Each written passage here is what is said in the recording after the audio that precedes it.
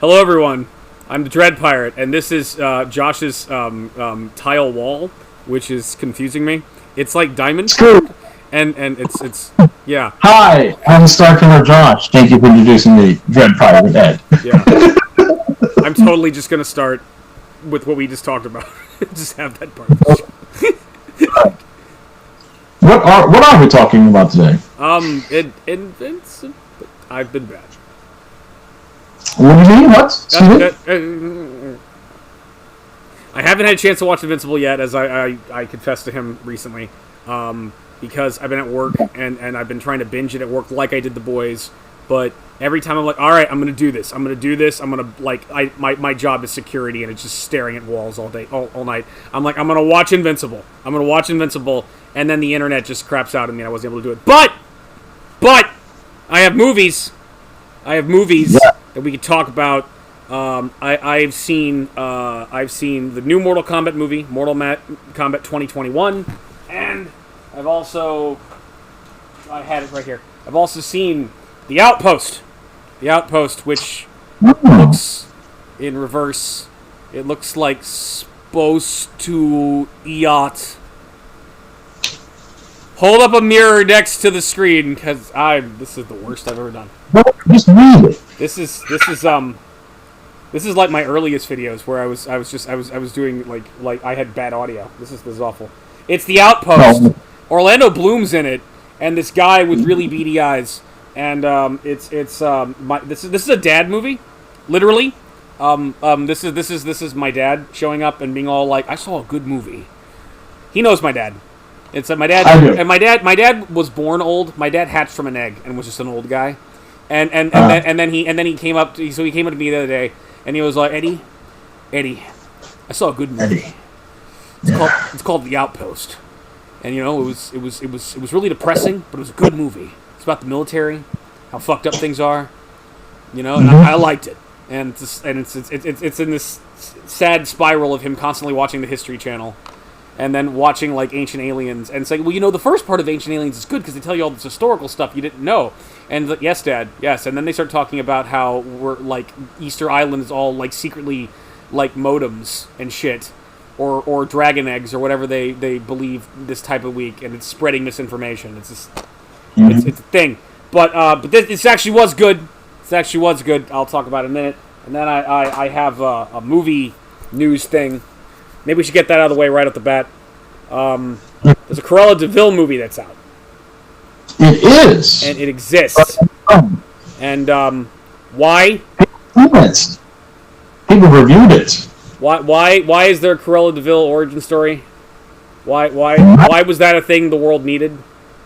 Money. But it's so. I have a rant. I'll save it. No. Get the rant out of the way now. This whole review is going to be nothing but ranting. You think I have nothing but positive things to say about Mortal Kombat? Or this? I'm former Navy. This is... Okay, no. I'm former Navy. I have so much... And this was actually executive produced by... Okay, so this is based off of a real battle. This is like the bloodiest battle that occurred in... or one of the bloodiest battles in the war in Afghanistan. And it was made into a novel by Jake Tapper of CNN. And he executive produced it and even shows up in the movie. And this struck home in terms of military incompetence, which I experienced, and not from these people, the people that these people are playing, not from them, but from their bosses, which is like struck very, very home with me. This is gonna be nothing but ranting. This is gonna be Pirate Radio Eddie screaming. That's gonna also, yes. Before we go on, I will say this too. It is really going to be like that. I'm going to be just as much the viewer as you, because I have never seen The Outpost. I have not seen Mortal Kombat 2021. Sorry. So I can't like it or dislike it. I need you to see this movie, Josh. I need you to see and as for the Cruella thing, I already knew it existed. I'm just going to let him tire himself out. This? Why wouldn't you say, Eddie, there's a Cruella DeVille movie? Yes, I By the way, no. Here's the thing. Off camera, if I give him this information ahead of time, he'll just go, "Oh, I don't care, Josh." Exactly. You're supposed to do that. So anyway, I haven't seen it. If it's free on Disney Plus, because I haven't seen Disney Plus in a while. I've been very busy last week too. And but if it's free, I'll watch it. If it's one of those you have to pay first to do it, oh hell no. I need you to see because I don't remember if it was meant to go, if it's in theaters at all. I don't know if it's in theaters or going straight to the. What the fuck does your shirt say? I speak fluent what? Oh. Sorry. Oh yeah, that's. Oh, I saw that last week. Yeah, okay. So that's a nice shirt. So, yes, but it's true. It's a true statement. It does. So finally, in preparation, because we were actually supposed to be talking about Invincible, which is what he was trying to say, if you can understand gibberish. So as a result, I rewatched the show when I could, right? I have nothing else. I mean, I know there was a teaser trailer for Marvel's Eternals that came out, but it's okay. There's not much I really want to say. It looks very vague, and it's a bunch of pretty people that are pretty awesome. I'm like, who is this? It won't take long. I'm so excited now. it won't take long. But that's about as much as I really got. I don't have much. Still got rumor mills on Spider-Man movies. I hear they are making a Craven movie after all. But it may not have anything to do with whatever. It's kind of confusing because it sounds like there's a... Hold on. It sounds like Sony... Just let me finish. It sounds like Sony's making a Craven movie, right? Okay. But I also feel like Craven may actually... A different Craven may exist in the MCU coming up too. So I don't know what to believe right now. So I'm kind of confused because the Craven that Sony's making is kind of just Craven... in name only, like he doesn't. I don't even know what he does because it doesn't sound like he even hunts or something, let alone Spider-Man. And I will say this though, before you rip your face off, it's just a guy named Craven. We're making just a guy named Craven. But here's the thing: you call it That's So Craven. Why didn't I think of that shitty joke? Yeah, no, that's so Craven. But seriously, this is a theory of my own because I don't think that movie will do well, or at least it won't do well with comic fans because what the fuck. However, there's a way out of that hole. Yeah. They may not know this, but I know this. So if it's true that there's still going to be a MCU Craven, right? Mm-hmm. They can still play that off as that's Daddy Craven. Remember, Craven has two sons. Yeah. One of them is a mercenary, has nothing to do with hunting anything, other than I'm paid to kill people. So, one could say that could be one of them dumb kids. It's like that. Think about it. Like a biopic about Trump and his sons, but like it's called Craven, and it's him there with a coat on and like a white shirt and a red tie, and his pants and his shirt's untucked, and just standing there trying to look stately, like Craven the Hunter. Yes, the best hunter. I hunt the best. You laugh, but that could be done. Oh, God. Because Craven does have a crappy. I thought that guy from Checkmate who we talked about. Did we talk about that? No, or someone did. No, Red Letter Media did. The guy from Maxwell Lord. I thought Maxwell Lord was the Donald Trump of comics for now. Well, I thought Homelander kind of was. So, By the way, I have what you're referring to is Wonder Woman 1984. Wonder Woman 1984, yeah. Yeah, and I still haven't seen it. But here's the thing: I already knew that. Well, I mean, the title gives it away, but I already knew it was going to be based in the 80s, and I knew that Maxwell was the villain. That he was the main villain, and I was thinking, oh, I see where they're going with this. They're going to take like his original interpretation, not that one, because I didn't know him. Like, for me, I first was introduced to him when they changed his character into Checkmate. Josh just denied Maxwell Lord 3 times. I did not know him! I did not know him! Shut up! You're trying to... No, because what I'm trying to say is, when Maxwell Lord was first created and first introduced, it was the 1980s, and it was about a sleazy 80s business guy. He was that dude. 80s. But he was doing it while working for the Justice League, and because he kept trying to find a way to make merchandise and all kinds of things off of them. Yeah. And it's like And he's like, well, come on, only like save people who actually can pay for us. And then you're like, that's not how the Justice League works. Stop. You know what would have been really great is if Maxwell Lord had jumped universes and then was like managed the Heroes for Hire. It was just like and Iron Fist and like Luke start arguing. It was like, this guy just wants to like save like whoever can pay for it. It was like, look, we need to get up, and like Luke's all like listen, Danny, we need to make some money first. We need to make some money so we can get this Hero for Hire thing off the ground. And it's just like, we need this guy. We need this guy. By the way, sign up for a little thing called Checkmate. It's not going to be a big deal. Nothing bad's going to happen. Just stop. By the way. You probably forgot, but if you remember Justice League Unlimited, the episode about the Ultimate, yes, Maxwell Lord is there. I know he's there. Okay. I know. That's the. I know who Maxwell Lord is, Josh. Mister, I did not know him. Movie, but a lot of people bothered me when they were like, "Oh, he's just Donald Trump." I cried when Wonder Woman snapped his neck. Yeah, but listen, did you hear what I just said? What? Did you hear what I said? I said, when people complain about that he was Donald Trump in that movie, it's like, but that's Maxwell Lord. He was a sleazy 80s business guy. That is, in essence, what Trump really is, people. He's a sleazy 80s businessman. Right. It's true. In the comments, so it's like... Josh, this is why we get Kwame Brown, like, notes in our podcast. This is why people say Kwame Brown for president, because we keep making fun of Donald Trump. We know. That's how they get back at me. I guess that, or advertising like Russian sex like hotlines and things like that. Everybody gets that. But anyone who's new or doesn't have that many subscribers gets that in the beginning. Okay, all right, fine. That's the one target. So all I was trying to say was that I don't really have anything new to the table. Unfortunately, folks, it's all about Ed. So you heard it, folks. Josh is a victim today. I am. I'm getting ready to be tied. Here we go. Oh, Jesus. Yes, put the electrodes on the nipples right there. Yes, good. No, actually, what I'm picturing in my head, because if what you say is just ranting as you're telling me, then I'm preparing to be that cop from the Reservoir Dogs scene where Michael Madsen cuts his ear off and dances, stuck in the middle with you. Okay. That's it. This is what's going to happen. I'm going to double check the reporting real quick. We're good. We got all right. We're going for 12 minutes. Looks good. Okay. So Josh, I need you to see Mortal Kombat. I need you to see the movie. No. You need to fucking see it right now. Fuck now, because not only I should be the only one to suffer with this movie. This movie. Bad. This movie filled me with so many feelings. Is that bad? No, that's not it. Exactly.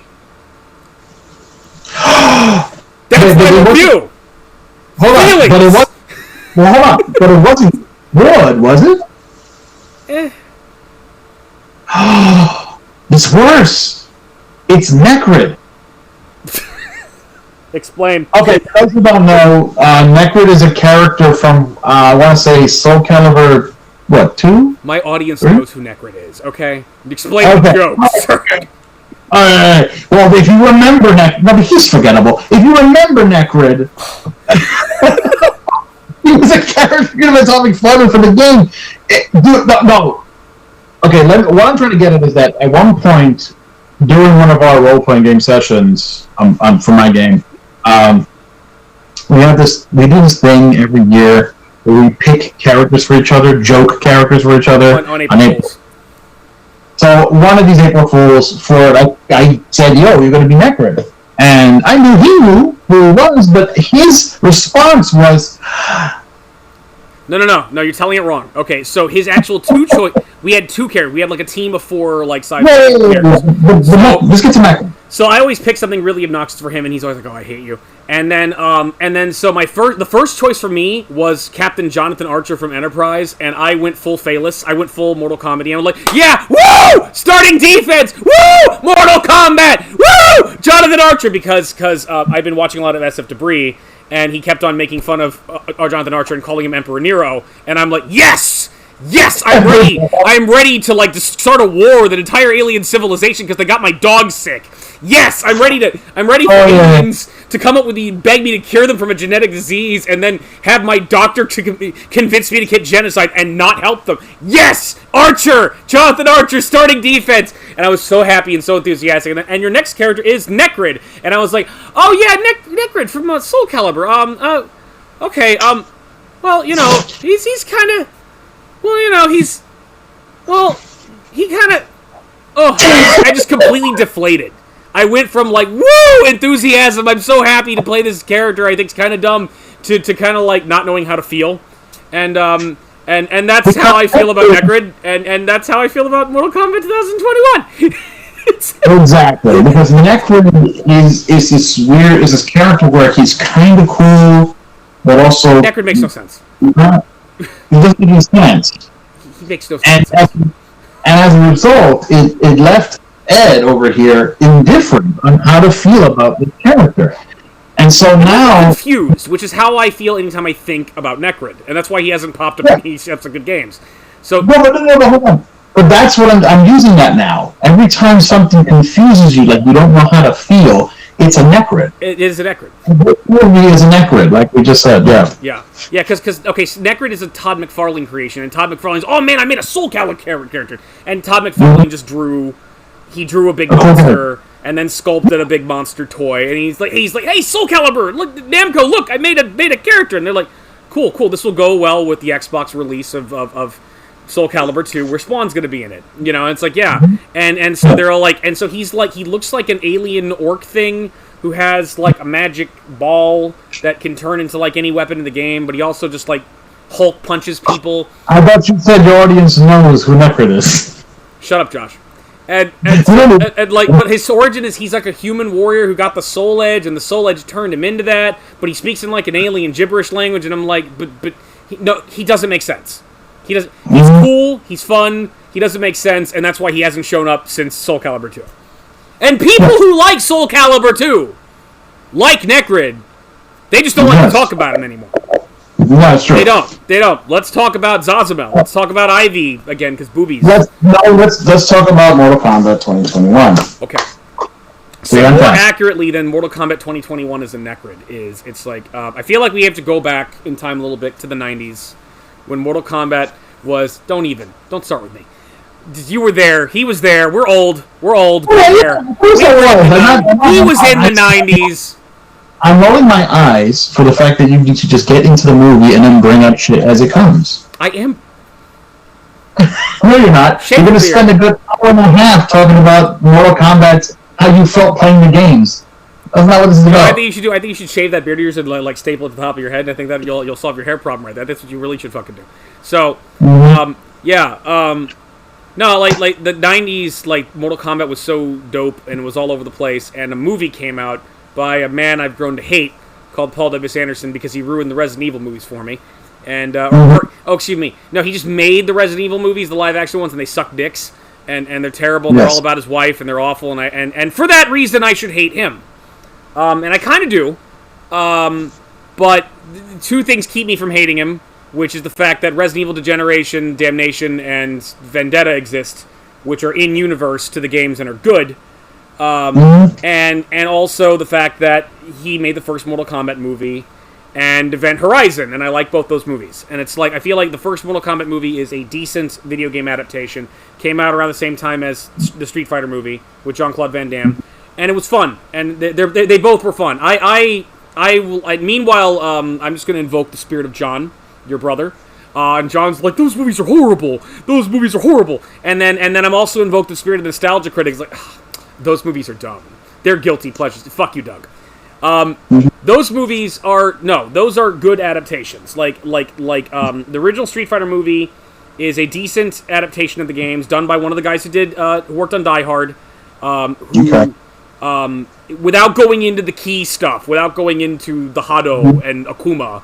It's also the swan song of Raul Julia. I will knife fight you over that movie. I love that movie. Not you specifically, just in general. People in general. No, we're not going to talk about that because you will knife fight me because I don't feel the way you do about those movies. What do you know? What do you know, partner of the podcast? who's equal parts in this adventure. But the first Mortal Kombat movie I think is actually better than that. I like them both. I really do like them both. Not ironically, but I feel like the first Mortal Kombat movie is better than that film because it stays a little more accurate to the storyline of the games. Like Mortal Kombat was all about, in addition to the gore, the over-the-top fantasy kind of story that you see in cutscenes. Where Street Fighter, there was less of a shit given. Whatever, I'm Ryu, round one, punch Blanc in the face, fight Bison at the end of the game. They focused on that, and they emphasized that a lot of stuff that happened in that movie was like revolutionary and changed things in the franchise. Like Kano was originally like Chinese American, and then he's been Australian ever since because the guy they picked for him in the movie is Australian, and so he's a hello darling. Every game after that, he's Australian. You have Christopher Lambert killing it as Raiden. I love Christopher Lambert in anything. You had Robin Shou as Liu Kang. Scorpion and Sub-Zero were badass, although like they were working for Shang Tsung, which was kind of dumb. I really like that movie. It's not perfect. The Reptile, bad Reptile CGI. Also, Reptile being sucked into a statue to become a human reptile. A little weird. But you also have the Goro animatronic, which is really great. The guy, I'm forgetting his name. It's like Jeffrey. It's the guy who plays Johnny Cage is fucking amazing in that. And I honestly really love him as an actor. He's like amazing, and like I've seen him in the Prom Night remake with Brittany Snow, who we went to school with. Who like he's great in that. He's great in anything he touches. It's like he's really good. So I actually really like that movie. My opinion of that movie is basically Phaelis' review. Go see Phaelis' review of the first Mortal Kombat movie. Done talking about it. But again, the movie's not perfect. The movie is still kind of hacky because Paul W.S. Anderson. This movie, the new one, 2021, it's like it's like everything was multiplied. The stuff that was good was really good. It was like amazing. It was like what you want to see in a Mortal Kombat adaptation. There was just really fucking cool shit on the screen at all times. And it was like, it was almost a good movie. It was almost a great movie. It has a 55% of Rotten Tomatoes, and it does deserve that rating. I don't think it's bad, honestly, but it made some really stupid fucking decisions. And those stupid decisions are fucking holding this movie back like a fucking weight, like an anvil tied with a chain around its nest while it's trying to swim. It just holds it the fuck back. But there's a lot of good things about it. The guy that plays Liu Kang's really good. He's like a really good successor to Robin Shou. He really likes to show off his fire powers. The guy that plays Kung Lao is awesome. Hiroku Sanada, famous actor, it plays Scorpion, and he's really good as Scorpion. He's excellent. It's like, oh, we're gutting like a freaking beloved famous actor to play this guy, and he kills it as Scorpion. The movie actually starts with his origin story, which echoes Scorpion's Revenge, where Scorpion's Revenge, like, they basically, a lot of the more recent media with Mortal Kombat, it's basically said, you know what, Scorpion's the main guy. It's just, he just is, because Ed Boon loves him, and it's like, we all love him. So, Scorpion's Revenge, in particular, starts off with, like, Scorpion, like, protecting his son while fighting the Lin Kuei and whatnot. And it more or less starts the same way. It starts off with the Lin Kuei attacking the Shiryu compound, and he has to fight them. It's a really good scene. It's really awesome. And, again, there's a lot of really good shit about this movie. And that scene works really, really well. And then they introduce the main character, who is not anybody I listed just now. How do you feel about Cole? You all have to know. Lying son of a bitch. Lying son of a bitch is all like, I don't know anything about this movie. Oh my gosh, I don't have... And you fucking know. Yeah, but there's a reason I know. Because I watch trailers. And Cole's stupid ass is in the trailer front and center. I don't know what... And there's no two trailers that I know of, and he's there, and him and his damn dragon birthmark tattoo something. And trust me, if you watch this, hold on, because he never sees trailers, kids. No. If you had seen this stuff, you would have seen the comment section going, who the fuck is Cole? Why is he here? Get this Cole off the screen. I don't need him. You know, all that kind of stuff. You know who should have been in this movie instead of Cole?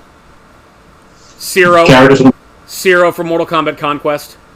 Zero should have totally been in there. Because Zero's another character who's like, who the fuck is Zero? And it's like, yeah. But you know what?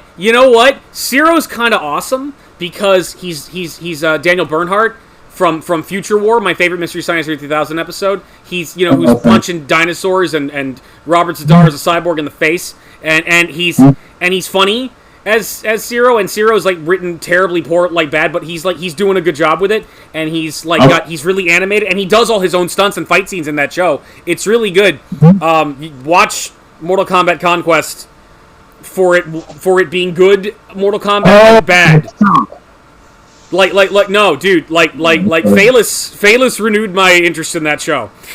And it's like that show was it's actually a good metaphor for Mortal Kombat media. Awesome and dumb at the same time. I've seen Conquest. I didn't remember him, but yes, I watched Conquest when it was on television. Conquest has moments where it's really good, and then it has moments where it's really dumb. It's a strange watch because I remember when I first watched it, I was like, it played around the same time. There was a lot of other shows that were kind of hackneyed sci-fi shows, like Mutant X-Men. And they were playing in the middle of the day on Saturday. Yeah. So I would be like, a Mortal Kombat show of the same caliber as these guys? This is going to be crap. It's going to be fun. So I would sit down looking for it to be like bad, kind of good. And it is. Trick you. Well, it would have its moments of being just awful, but then it would trick you into being actually compelling. And I'm like, no, I don't want good. Give me the schlock. What's wrong with you? Jeffrey Meek's a really good. Jeffrey Meek dual roles as both Raiden and Shao Kahn in that, and he's really good. The guy who Kristanna Locken's Tasha, she's really good. The guy who plays the Great Kung Lao is really good. And, there's a lot to like about that. The problem with the show was it was kind of a weird mix of being ridiculous and really good. Yeah. Which, not to go off topic completely, but it's kind of how I feel about the Mortal Kombat franchise too. It is ridiculous, but compelling, and honestly, somewhere in there, it's really good. Yeah. I don't. And this movie's no exception. This movie is absolutely no exception. It's and it's frustrating to me because it's like the stuff that's good in this is so good. It's like this could if they had just stopped making retarded decisions, Warner Brothers Studios, which I'm not surprised by. This could have been you could have had this compete with an Avengers movie, with an MCU movie. It's okay, most of the characters in this thing are from the games, and they're all good. They all have their moments to shine. Even the dumbest, Reiko's good in this movie. Reiko, Josh. Reiko's in this? Yeah. You know what he does in the movie? He goes, ah! And he swings a hammer at Jax. That's it. That's all he does. Doesn't even fucking talk. He's just, ah! And he's good. He's good. Because that's all I want from Reiko. That's all I want from Reiko in my life. So that's it? Yeah, that's it. There's no Husho. There's none of that fucker. There's no there's no mocap. There's just there's I like mocap, but whatever, because mocap's a walking joke. But that's not the point. The point is, it's look, Cabal's really good. There's certain characters that don't do much, but it's they're effective. Like Natira shows up and then dies, and it's just they brought Natira in and just killed her. Yeah, but the way they killed her is epic. Okay, Kung Lao takes her out and it's fucking great. It's oh my god. It's but for people who like Mortal Kombat for gore, whoo! By the way, I don't know what constitutes a spoiler, but just in case, if you're one of those people who haven't seen this movie, you've been warned at this point, I'm sure it's going to get worse from here. Thank you. Thank you for rating me in, Josh. I don't even know. The thing is, I don't know who hasn't, because this has been talked about now quite a bit. In fact, I do know a lot of the movie because of this. Because I figured I don't have HBO Max, guys. I don't care to. I'd rather wait for it to come out and someone wait for me to watch it. Yeah. And so as a result, I'm not hip. I was like, you know what? I just found it just enough to know whether it was good or bad. And honestly, this is what I'm hearing from a lot of people. What you're saying, dude. Yeah. is very similar, where it was like, I don't know how to feel, because they really put their heart and soul into something, and then, what the hell was this? And then, continue. Yeah, I think that's a good point, though. It's like spoilers as of now going forward, because I think I'm gonna have to get into like the plot stuff that doesn't make sense, and does work, because I have a lot to say. But yeah, let's deal with the non-acting elephant in the room, which is Cole Young. So this was a weird decision, because this is another thing where, again, like Mortal Kombat Conquest, let's just introduce a character that like has nothing to do with anything, and see what happens. It's like, which they've done like in Conquest and things before. But again, like those things, like Ciro's memorable. 4-Pax is really memorable. I really like those characters from that thing. They just introduced this guy. I think his deal is he's an actual MMA fighter who can't act, which is one of those things that you gotta be really careful when you fucking do, because you get a movie like this where your lead guy is awful, and like okay, so he has nothing to do with anything. He exists. Cole Young exists, and I'm gonna move over here because Josh's head. Oh God! What? And I'm gonna move back here because Josh's head moved again. So. The actor who plays Cole is Louis Tan. Yeah. Who he's a Chinese actor, model, martial artist. He was an MMA. That's actually Cole's background in the movie. Yeah. But I just realized that I have seen him twice. Actually, probably no more than that, because I did watch a show called Into the Badlands, which, if you ever saw that, we. Oh, I have seen that. I've seen that at your house before. Oh, but you need to watch all of it. Like, it ended. I couldn't, Josh. The fighting was great. The acting and the story was terrible. Fucking terrible. Yeah. Okay. No. All right. A lot makes sense more about Louis Tan. Okay, but no, hold on. Yeah. No. There's more. Because he wasn't just not remember. Yeah, he was one of the brothers or something in that show. But unfortunately, he was also in Iron Fist. Oh God. And okay.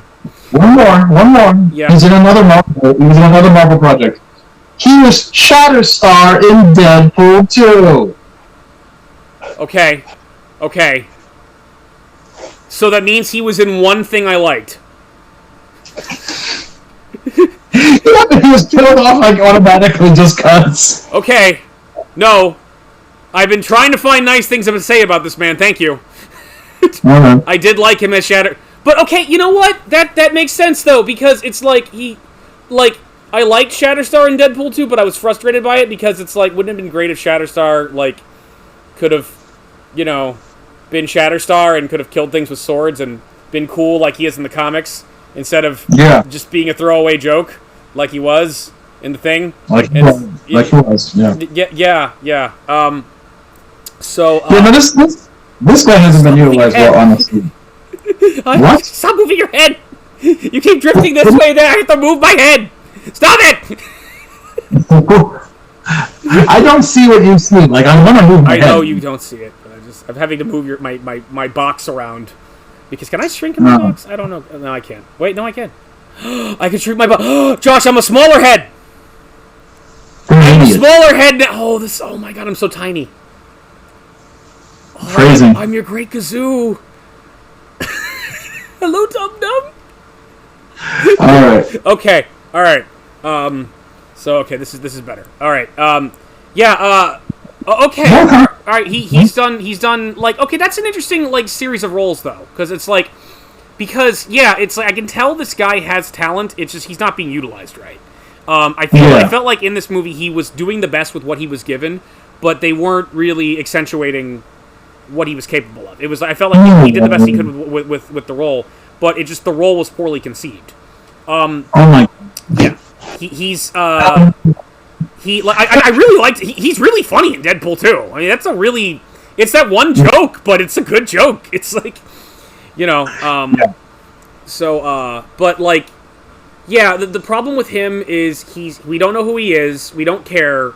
He's really boring, and he sucks, and the movie keeps telling me he sucks. Like, every fight he's in, until he gets his stupid superpowers, which kind of suck too, he loses.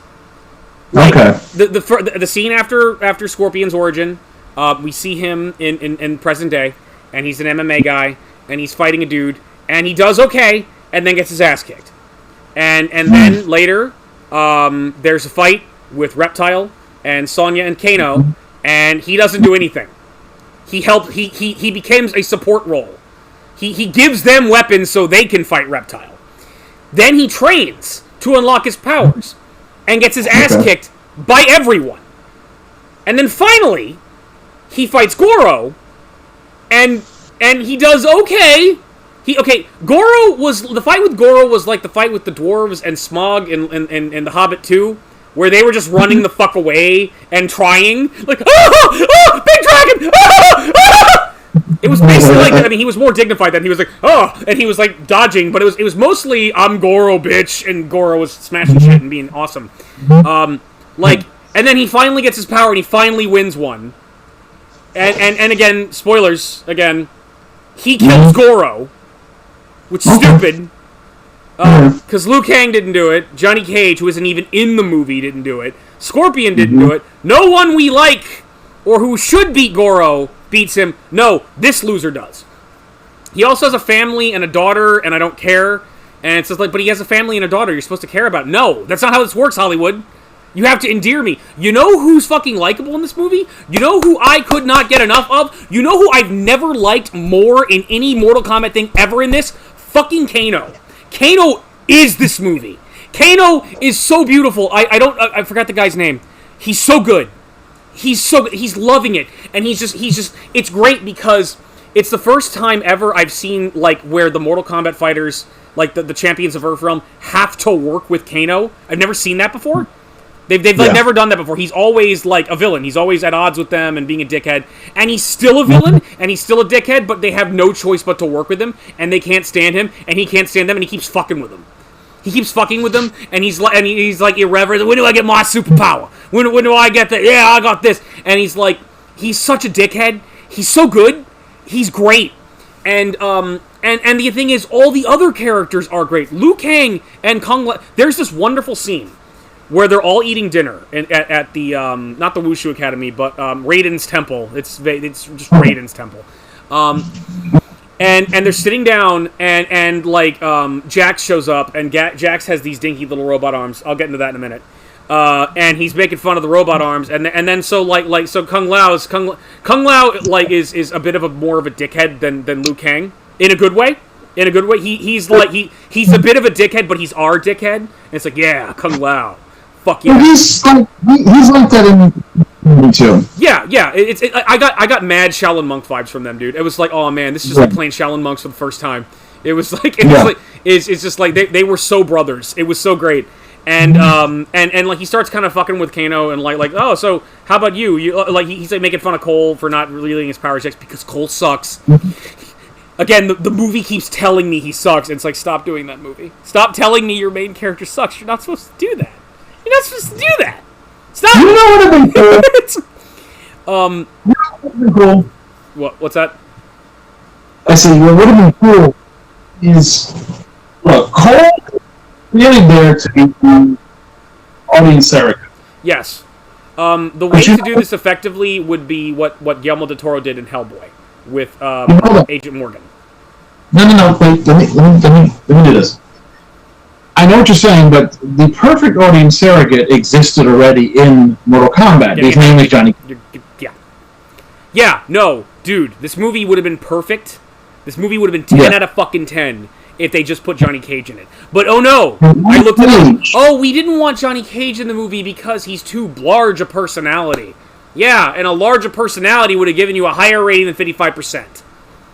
There's already talks of, like, for a sequel for, like, The Miz playing him, or possibly Ryan Reynolds playing him, and, like, I'm looking forward to it. Yeah.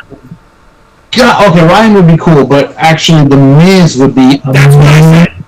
Yeah, Miz would be fucking great. That's so ideal casting. Yeah. Shit. I've been waiting for the Miz to follow suit with Stone Cold, The Rock, and Batista by switching to Hollywood.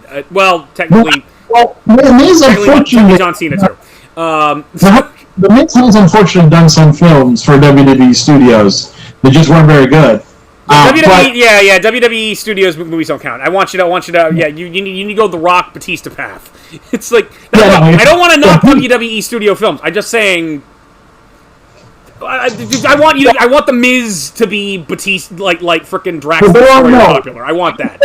I know what you're saying, because there are movies that better utilize the wrestlers who once were in the WWE, and Miz would be better suited to go the same kind of route as The Rock and Batista, and even John Cena. Yeah. John Cena, the last movie he did was horrible, but he's about to be in something honest, I swear to God, is going to be good. I don't care that you don't care. I know it's going to be good. I'm waiting for this movie to come out and you to be embarrassed. It was like, what was that, Josh? What was that about John Cena being so great? What about John Cena being fired? I haven't heard about this. What is he going to be? What's he going to be starring as? Dude, Suicide Squad. What are you talking about? James Gunn's Suicide Squad. You're going to love that movie. Hopefully. Probably will. It's James Gunn. But I keep wanting to like what DC puts in front of me, and it never. Yeah, but the problem here's the problem with DC, which is why this movie will work. Not necessarily the universe, just this movie. Yeah. And a microcosm. Because James Gunn, right now DC is not concerned with connecting stuff too big because they don't know what the hell they're doing. Because that worked out so well for the X-Men movies. So as a result, what they're doing is they're working backwards. Yeah. Once the movies start to work again, then they'll start to make sure they connect them to whatever, or connect them more. So if there is something there, it's in the background like it's supposed to be. It's not something that's going to be bogging down the film. Now, here's the thing. James Gunn is writing and directing this. Yeah. The trailer has that particular flavor to it. He has a sense of humor. He has people that some of his alum. Who's he playing? Who's John Cena playing in Suicide Squad, though? Okay, so John Cena is playing Peacemaker. All right? What the fuck's Peacemaker? Now, exactly. This is why I love James Gunn. Because for those of you who never heard of the Guardians of the Galaxy until that movie, and you're wondering, okay, obscure character, weird obscure character, Star-Lord. I was about to raise my hand, but I had heard of them. It's just, I read them all the time, and Josh is like, fuck you. No, you don't. I'm talking about you. Yeah. I'm talking about dude. Yeah. Dude. We know a lot of people didn't know about Rocket Raccoon. Right. And Gamora. I played Marvel vs. Capcom 3. See, anyway. The lineup in Guardians is the goddamn Avengers compared to what he's using in the Suicide Squad. I mean, James Gunn was like, Suicide Squad! Oh my god! I'm literally gonna go into the bottom of the barrel of who the hell is who in DC and scrape. I want the barnacles of your franchise, and I'm gonna make them stars, or I'm gonna kill them, or both. I don't know. Stop accurately doing an impression of James Gunn. That is James Gunn. He's pretty much like he's like jumping all over the screen. He's really excited, and the thing is, I can tell. I know that a lot of these characters are dead to die. It is the Suicide Squad, of course. Right. That's the point of it. But what I think is going to be so cool is that he's going to make them memorable before they croak. Right. I feel like the ones who will die, they're all going to have some kind of a moment or funny line or something that's going to make me go, "Oh, damn it, no!" And here's the reason why. He's not funny. He's got comedic actors playing a lot of the role. Yeah. He's got Pete Davidson playing a character. He's got Nathan Fillion playing one of them. Fuck yeah. Nathan Fillion, dude, is playing, what is he? He's called the Knockout Kid or something? I forget what he's called. It's some weird name. But the truth is, it's a villain version of Fall Apart Arm Boy from the Legion of Superheroes. Mm-hmm. Yeah. Whose only ability is to take off his arms, his limbs, and use them as... Yeah. Okay? That's what Nathan Fillion... And in the trailer they had, there's a moment where he's basically come off, and then they go right back, and then he... Yeah, that's his thing, is that he can take off his arms and throw them at you and shit, or use them as freaking weapons. But it's Nathan Fillion.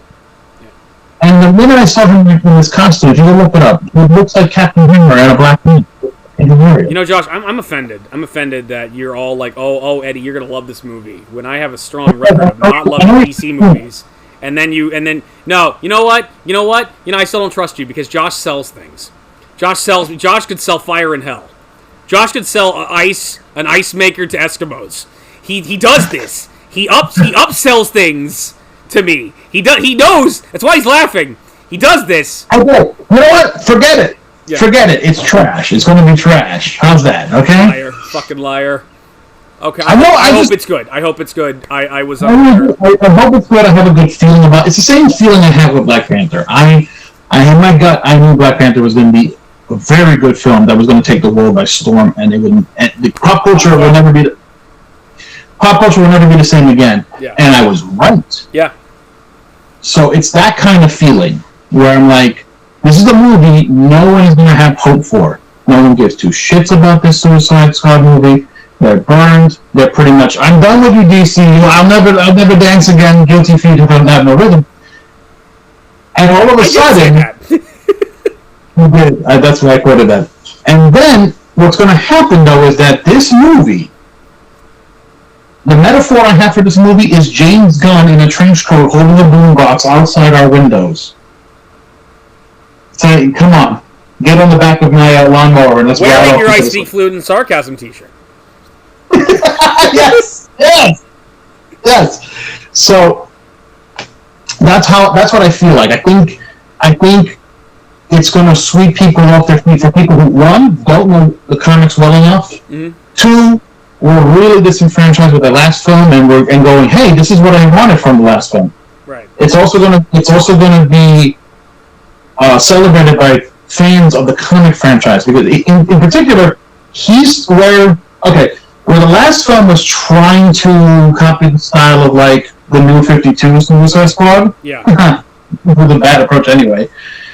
This one is trying to tap into the spirit of the 80s comic that got the whole thing popular in the first place. Yeah. And that's the point. I was like, do that first. Okay? Hell, you could take the same cast of characters from the New 52 if you have the spirit of the other one. Yeah. It worked. It would work. I've been waiting for DC to have its Iron Man. I've been waiting for it to have a movie that's like so good it changes things, and DC gets really, really good. Yeah. I think the real problem with DC though and Warner Brothers is there's some Warner Brother executive or 2 or 3 or 10 that are all just like, we know how to make movies. We big star. We know how to make movies. No. Put Jeff Johns in charge. Put Jeff Johns. No, put the Asian man. Put the Chinaman in there. Put the Chinaman in. You know, just they're 80s. That's why I'm racist. It's like we know how to make the movie. We know what the kids like. We know what the kids. And as long as they have that fucker there constantly up his own ass, it's gonna keep going back to shit. Like if that guy needs to go fuck off with a bunch of money up his butt and just go fuck himself for free, and then have someone who's like okay, just take charge. Just you know, they need their Kevin Feige. This has a lot to do with Mortal Kombat. So Cole Young. All right. So again, the movie keeps telling me this man sucks, and it's like, and he's really boring, and it's like I'm doing this for my family. It's like I don't care. His powers when he gets them are also lame. He gets Okay, so this is a thing that's kind of like a good thing I want to talk about. That's spoilery. That's also like a good thing about this movie, and I think a bad thing about this movie, which is they are going out of their way to explain the superpowers, which Mortal Kombat has never done well since the very first game. Like, Scorpion makes sense. He's a demon, like, Spectre seeking revenge. Goro's a half-dragon human thing. Reptile's a lizard man. Raiden's the lightning god, and then Johnny Cage. It's like, I'm a martial artist and an actor. And it's like, okay, why can you shoot fireballs? I'm a martial artist and an actor. Yeah. Liu Kang. Yeah. It's like, I'm a Shaolin monk. It's like, yeah, I know a little bit Shaolin Kung Fu. When did they teach you fire? When did that happen? White Lotus Society? And then Sonya...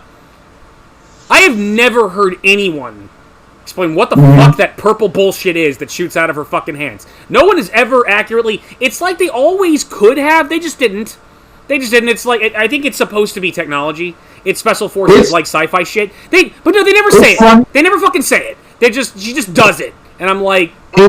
It's funny because I started watching like all the cutscenes put together as like a movie.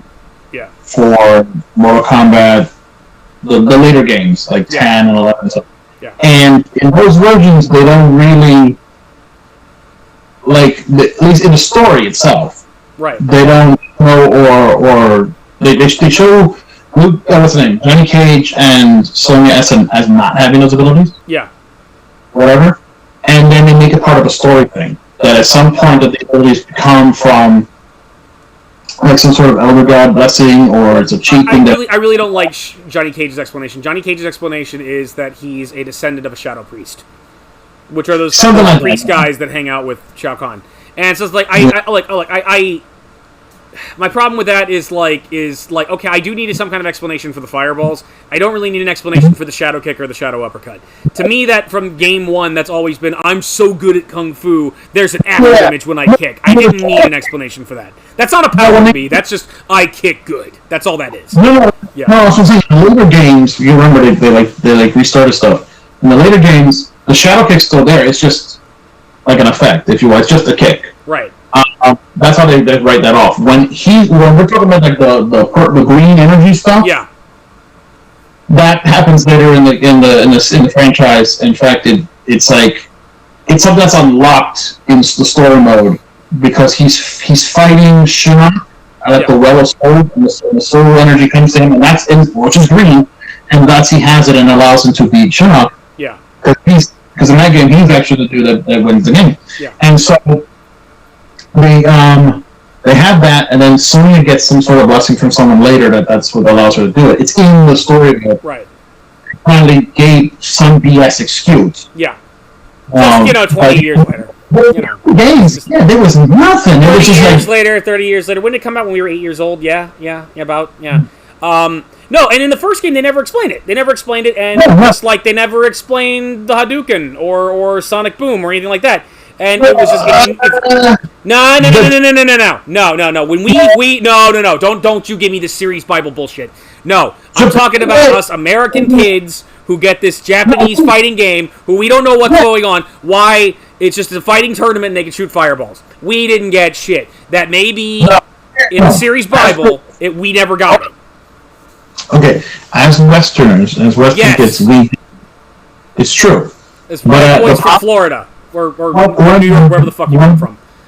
One of the things I used to get mad about is when I discovered, because I was wondering why you had so many Street Fighter fans and they were talking about the story. I'm like, what story? Yeah. I don't remember there having a story. Like, at least in the instruction manual, there was a story in Mortal Kombat. Right. Weird, but it was a story. But as far as America goes, there wasn't a story for us to really understand all the way. Yeah. In Street Fighter. But they had some goddamn Bible that they wrote for in Japan. And they've been knowing since day one that has all this information. For older video games, it's really fascinating to go back and what were they thinking? It's like especially older. We got these. Like Mario was so weird. He's running around eating mushrooms and getting just the stuff they were coming up with at the time. Is you find out the origins of it. It's really cool. But we didn't have that at the time. No, we didn't have that at the time. And but if you knew anything about martial arts, if you any understanding of it, you knew anything about ki, you could just assume it's oh, that's their ki. That's Ryu can do the Hadouken because his ki is exploding out of him. And it just became a video game thing. So when characters like Liu Kang or Sonya could do stuff like that, it's ki. It's ki. Yeah, ki or Nimpo. It's magic. You didn't need much of an explanation for it. It wasn't that big a deal. But it is appreciated that they give it. In this one, they feels like they're trying to give some kind of big, like, explanation, big MacGuffin explaining where the powers come from. And I feel like it's a good idea and it's a bad idea. On the one hand, it's kind of effective world building and works for the plot of the movie. On the other hand, the way it's utilized is very, very awkward. It's implied that everybody, like, gets a magic dragon tattoo. That means you are invited as a fighter from Earthrealm into the Mortal Kombat tournament. And you have to unlock that ability, and it will give you some kind of superpower. So, it makes sense. So, like, Liu Kang has fire powers. That's his thing. It's implied, Yes. Kung Lao having a magic hat and teleporting and shit like that. It comes from that, too. So a lot of the superpowers are kind of explained, just like, blanket explained that way. The problem is that it's very awkward in certain spots where it was very clearly some other kind of explanation, a more reasonable technological explanation in certain characters, like, I don't know, the couple cyborgs that pop up in the series, like Kano. Kano had that faceplate in the first game, and Ed Boon and John Tobias were talking about, man, wouldn't it be cool if we give him, like, a laser eye, and they didn't do it in the first game, and they felt bad about it, so then Mortal Kombat 3 rolls around, he's got a laser eye. So, but it's very clearly a cybernetic eye, and in a lot of other media, it's a cybernetic eye. He got wounded, he was in some kind of accident, he had his eye replaced by a little robot eye, and it shoots lasers. And the problem is that when he gets it in this movie, it works like a laser eye.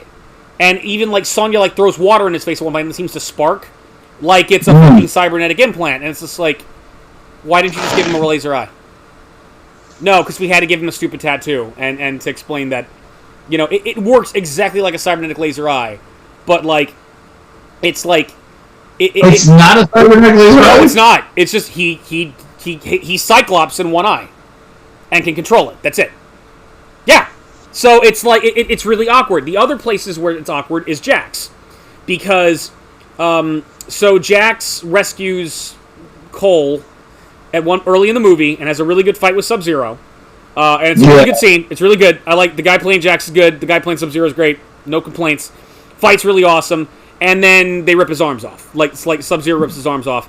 Which is a thing I'm noticing, like, in a lot of recent Mortal Kombat media, is let's get the arm ripping of Jax off real early. It's like, you guys could wait for that. That's Mortal Kombat 3. He had his arms in Mortal Kombat 2. You didn't need to do it. I thought he already had cybernetic arms in 2. No. In 2, he's just a big dude. He's really strong. Yeah, no. Okay, because he looks There is sober. no explanation for why he can do his where he can slam the ground and cause an earthquake slam or shoot a big purple beam in Mortal Kombat 2. He just is a big, strong.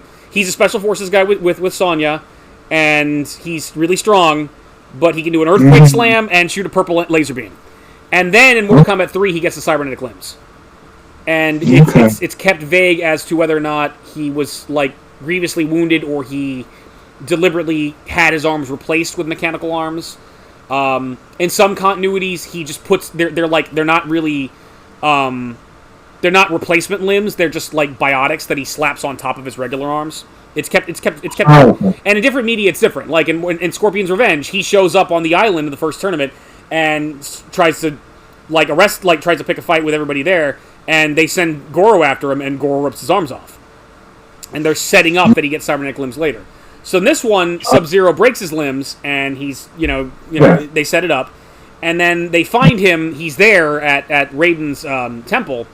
And a couple monks show up, and they start giving him these robot arms. But they're really dinky little robot arms that are just, like, they very clearly are, like, just prosthetics. I mean, okay, mind you, like, in terms of real-world prosthetics, they're great. Especially for monks who, like, look like they forged this with an anvil and didn't have access to, like, advanced robotics. And they're very functional for basically just, like, okay, you have arms now. You didn't for a minute, now you have prosthetics, you're good to go. And there's a whole scene where he's, like, training and trying to punch, like, a punching bag with the cybernetic arm, something like that.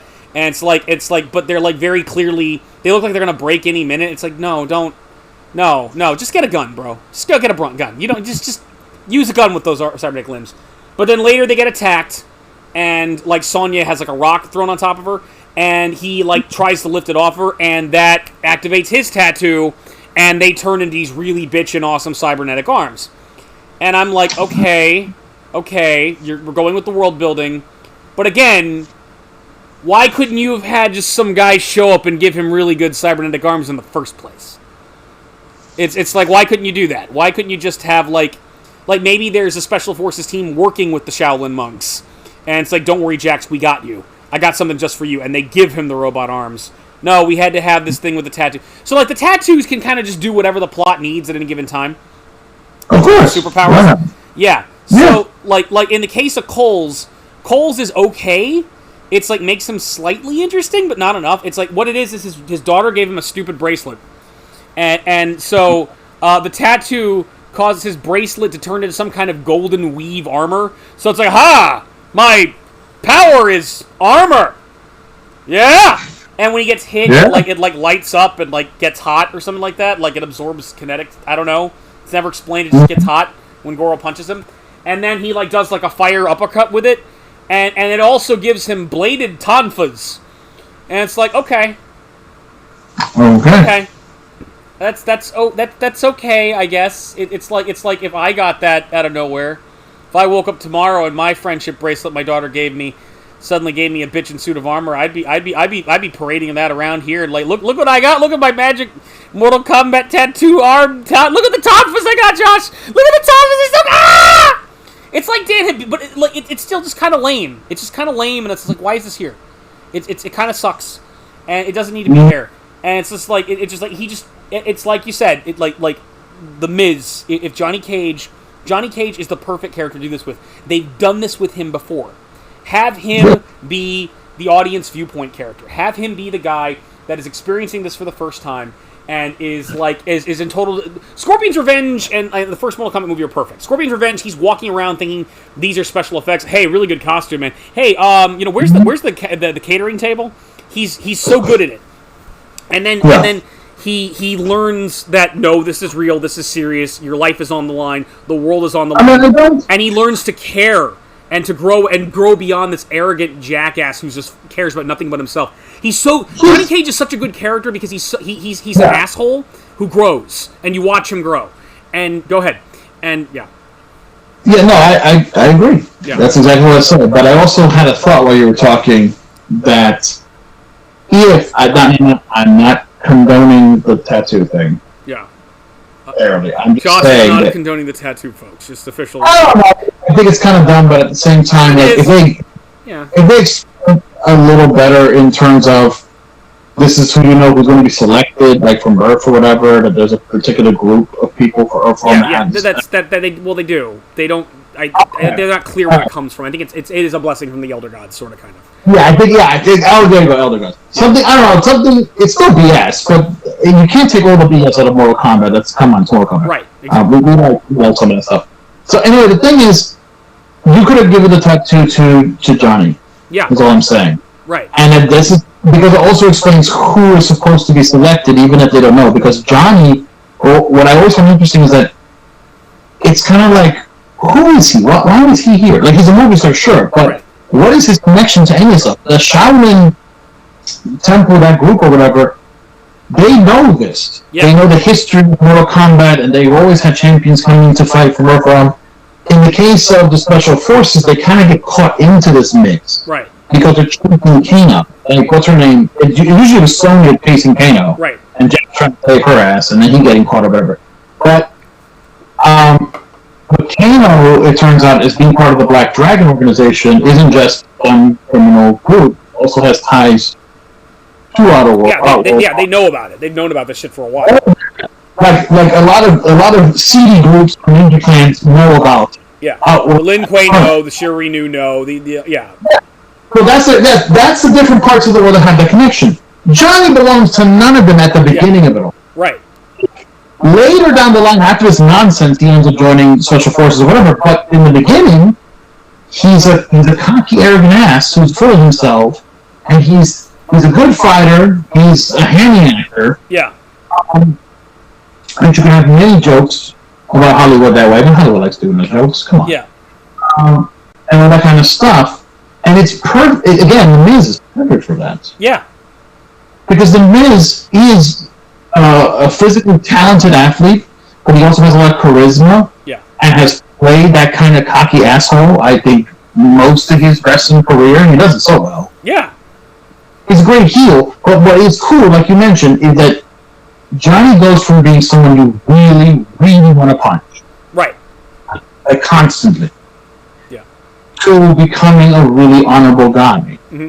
And becoming someone that you're like, oh wow, he's willing to throw himself in a grenade. That's not the same asshole that started with, oh, don't touch my hair. Yeah, I gotta wear my he grows into becoming a Captain America. Like Steve Rogers would like pat him on the back by the end of it. It's just like, and that's something that exists. That's something that existed in the old continuity. Here's the new continuity in the games. Like they kept that character trait go from growing and making him so cool. Miz could pull that off. Yeah, he really could, and it's like that's what we would want, because when at first, yes, he's insufferable, but we can see Johnny struggle. Yeah. And then it also gives that's your backdoor excuse for those powers. Again, you kind of mentioned that it's kind of what those are. And so we would be fine with this. Like, we were like, yeah, come on, especially for people that can't game have a connection. So we're willing to give him a shot moving forward, because Cole is so brand new that unfortunately he has to be impressive right away, or we're just going to do this the whole time. Yeah. Yeah, think about it. No, it's true. Most fans are just gonna, especially if there's fans are gonna be like folding their arms, going, "Who's Cole? I don't know him. He better impress me." And it's I don't know what you're talking about at all. If he doesn't impress you right away, then it's just downhill. Yeah, the problem is Cole never really impresses. It's like they wanted him to be this audience surrogate character, and it feels like they created this character for no reason. And just to try to have like some kind of audience surrogate. It's just Cole's is hands down the worst thing about the movie. He's this boneheaded decision that didn't need to be there. But there's other dumb decisions too, like little things, so Sub-Zero goes to kill Cole, and Jax rescues him. So like the way now mind you, as Sub-Zero has said many times before, he's not a ninja. He's an assassin, Chinese ninja warrior. They keep going back and forth on whether the Lin Kuei are fucking ninjas or not, because they're Chinese. But regardless, they're assassins, which means stealth. So one would think that's what ninjas are anyway. What one would think, if I was a Chinese ninja warrior with my heart so cold like Sub-Zero, I would sneak up on people in the middle of the night and freeze their head and snap it off, or I would sneak up on them and create a Kori blade and stab them and leave the blade inside their chest to make sure they're dead, and then it would just melt naturally and there's no murder weapon. Things like that. No, what Sub-Zero decides to do is he decides to go to some spot in California, in like a diner where the family is like eating, and suddenly the entire place gets really, really cold, and he shows up and he starts hurling hail balls at them, which I don't think is a thing he can do in the games. He might be able to do that, but he definitely's never done that. He's like he can do that. It's just, but it's different, because if he does it in the game, it's in the game's form and craziness. It's not, I walk into a restaurant. That's a very Storm thing to do. Like, Storm would do that. I don't see Sub-Zero doing that. Sub-Zero's he's never done that, but basically he hurls a bunch of hail at people, which kills or knocks out at least one dude. But the problem is that it's like, first of all, way to sneak up on your opponent there, Sub. Way to be stealthy. And then once it starts happening, it's like, hail's a real thing. Hail really fucks up property and people and cars when it hits, because it's a big ball of ice. It snowballs. So they show this happening as the hail starts raining down on this building, and it's hitting Jax's it starts hitting Jax's mom van, his mom SUV, his soccer mom SUV, and it's just splashing against it like snowballs and doing nothing. And it's just like, oh, okay. So you introduced a new power for Sub-Zero, and it's unable to dent. It's unable to dent a Toyota Tacoma. Okay, good job. So yeah, that happens, and it's like, that's kind of dumb. And then we're introduced. Then he tells them, "Go take your family to my partner. My partner is over here. See my partner over here, and she'll help you out." And that's Sonya. So he goes and sees Sonya.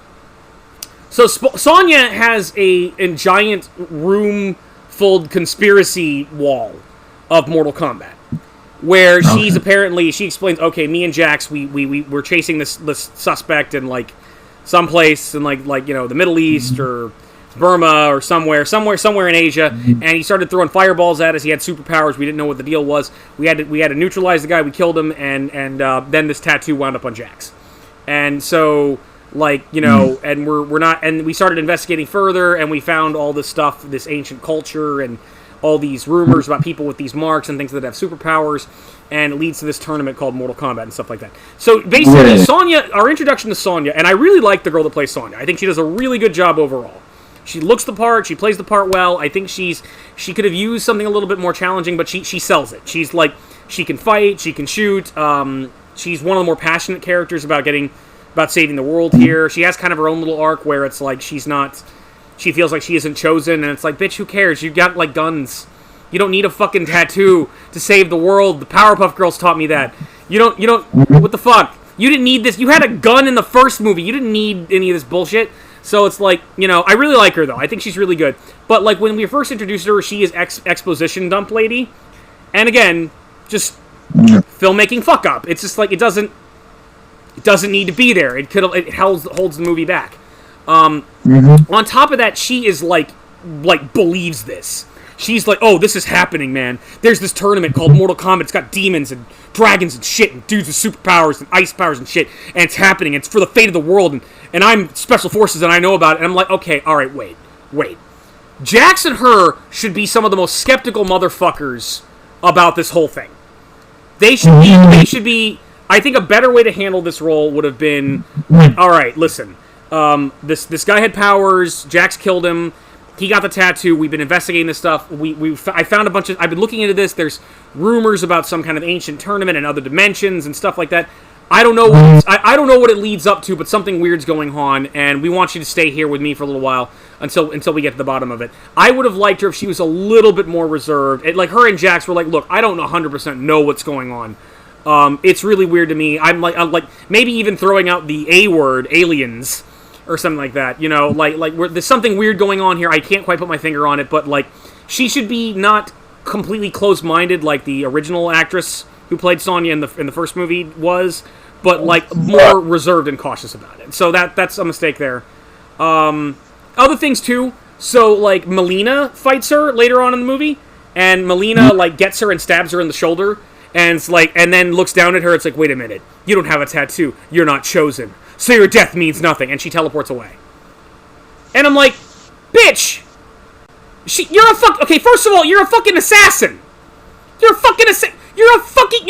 half Tarkatan assassin who has no qualms about killing people, and she's still fighting you and has guns and can fuck with you. So what if she doesn't have a fucking magic tattoo that can do stupid shit? Who cares? Fucking kill her. There's like, and then, you know, she'd have to grab like maybe even take like a fucking like side blade through the hand to try to stop her, and like and have to fend her off or get rescued by somebody, and like more peril and whatnot. But no, the villain just decides to be a fucking idiot today, and I'm like, and Melina's really good in this movie. I like Melina, and it's just like no, and it just they keep making dumb decisions like this. And finally, I think the worst thing about Cole is that we went this whole movie with this doofus who sucks and never gets better. When he really just feels like a stand-in for Scorpion, because he has some kind of connection to Scorpion. He keeps having visions of Scorpion. Basically, he's like, we find out by the end, he is like Scorpion's great-great-great-great-grandson. That's the deal. Like, when Sub-Zero, like, apparently, they established that Sub-Zero murdering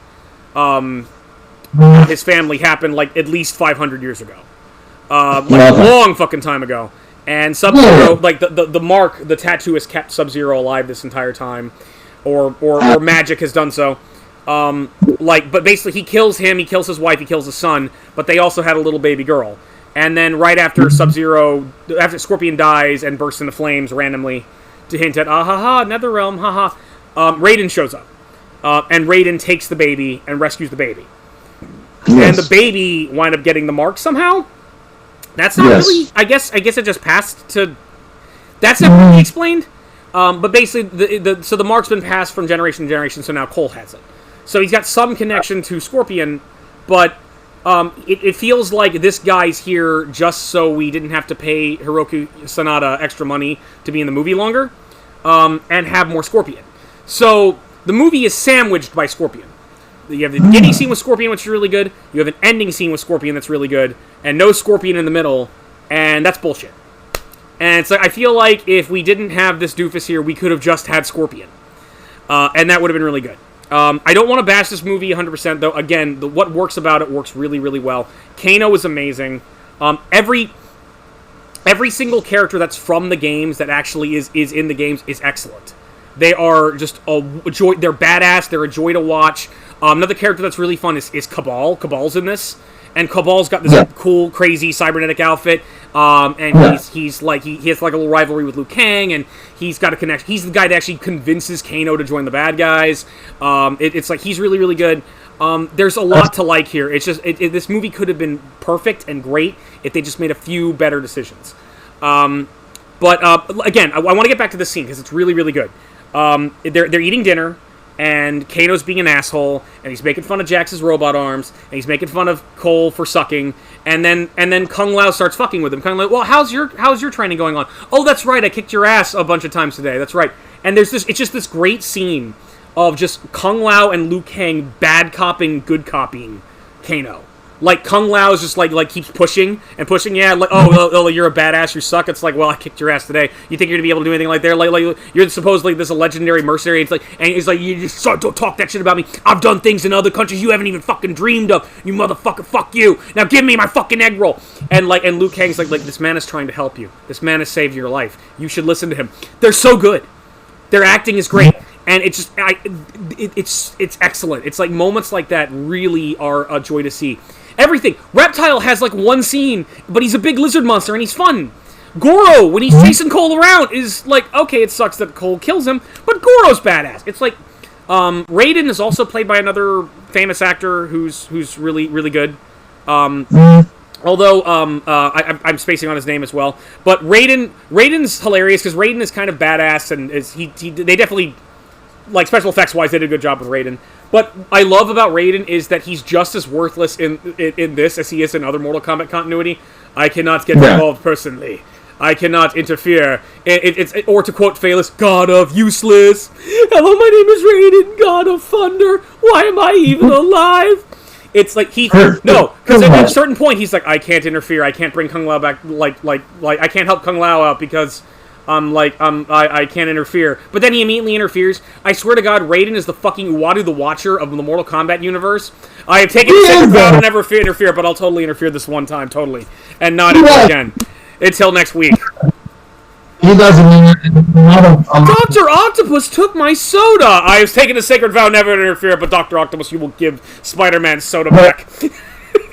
Raiden is both useless and a hot mess in Mortal Kombat continuity. Like in the game itself, he ends up being the cause of and solution to all the I know. That's why I can't get into the later games because it's like, oh no, everybody died. Let me use my time travel powers that I've never used until now. But he doesn't have time travel powers. You couldn't have sent your conscience back in time and saved Johnny Cage's life in Mortal Kombat 3? But that's kind of what. But that's what he does in the game, though. I've actually watched the thing now.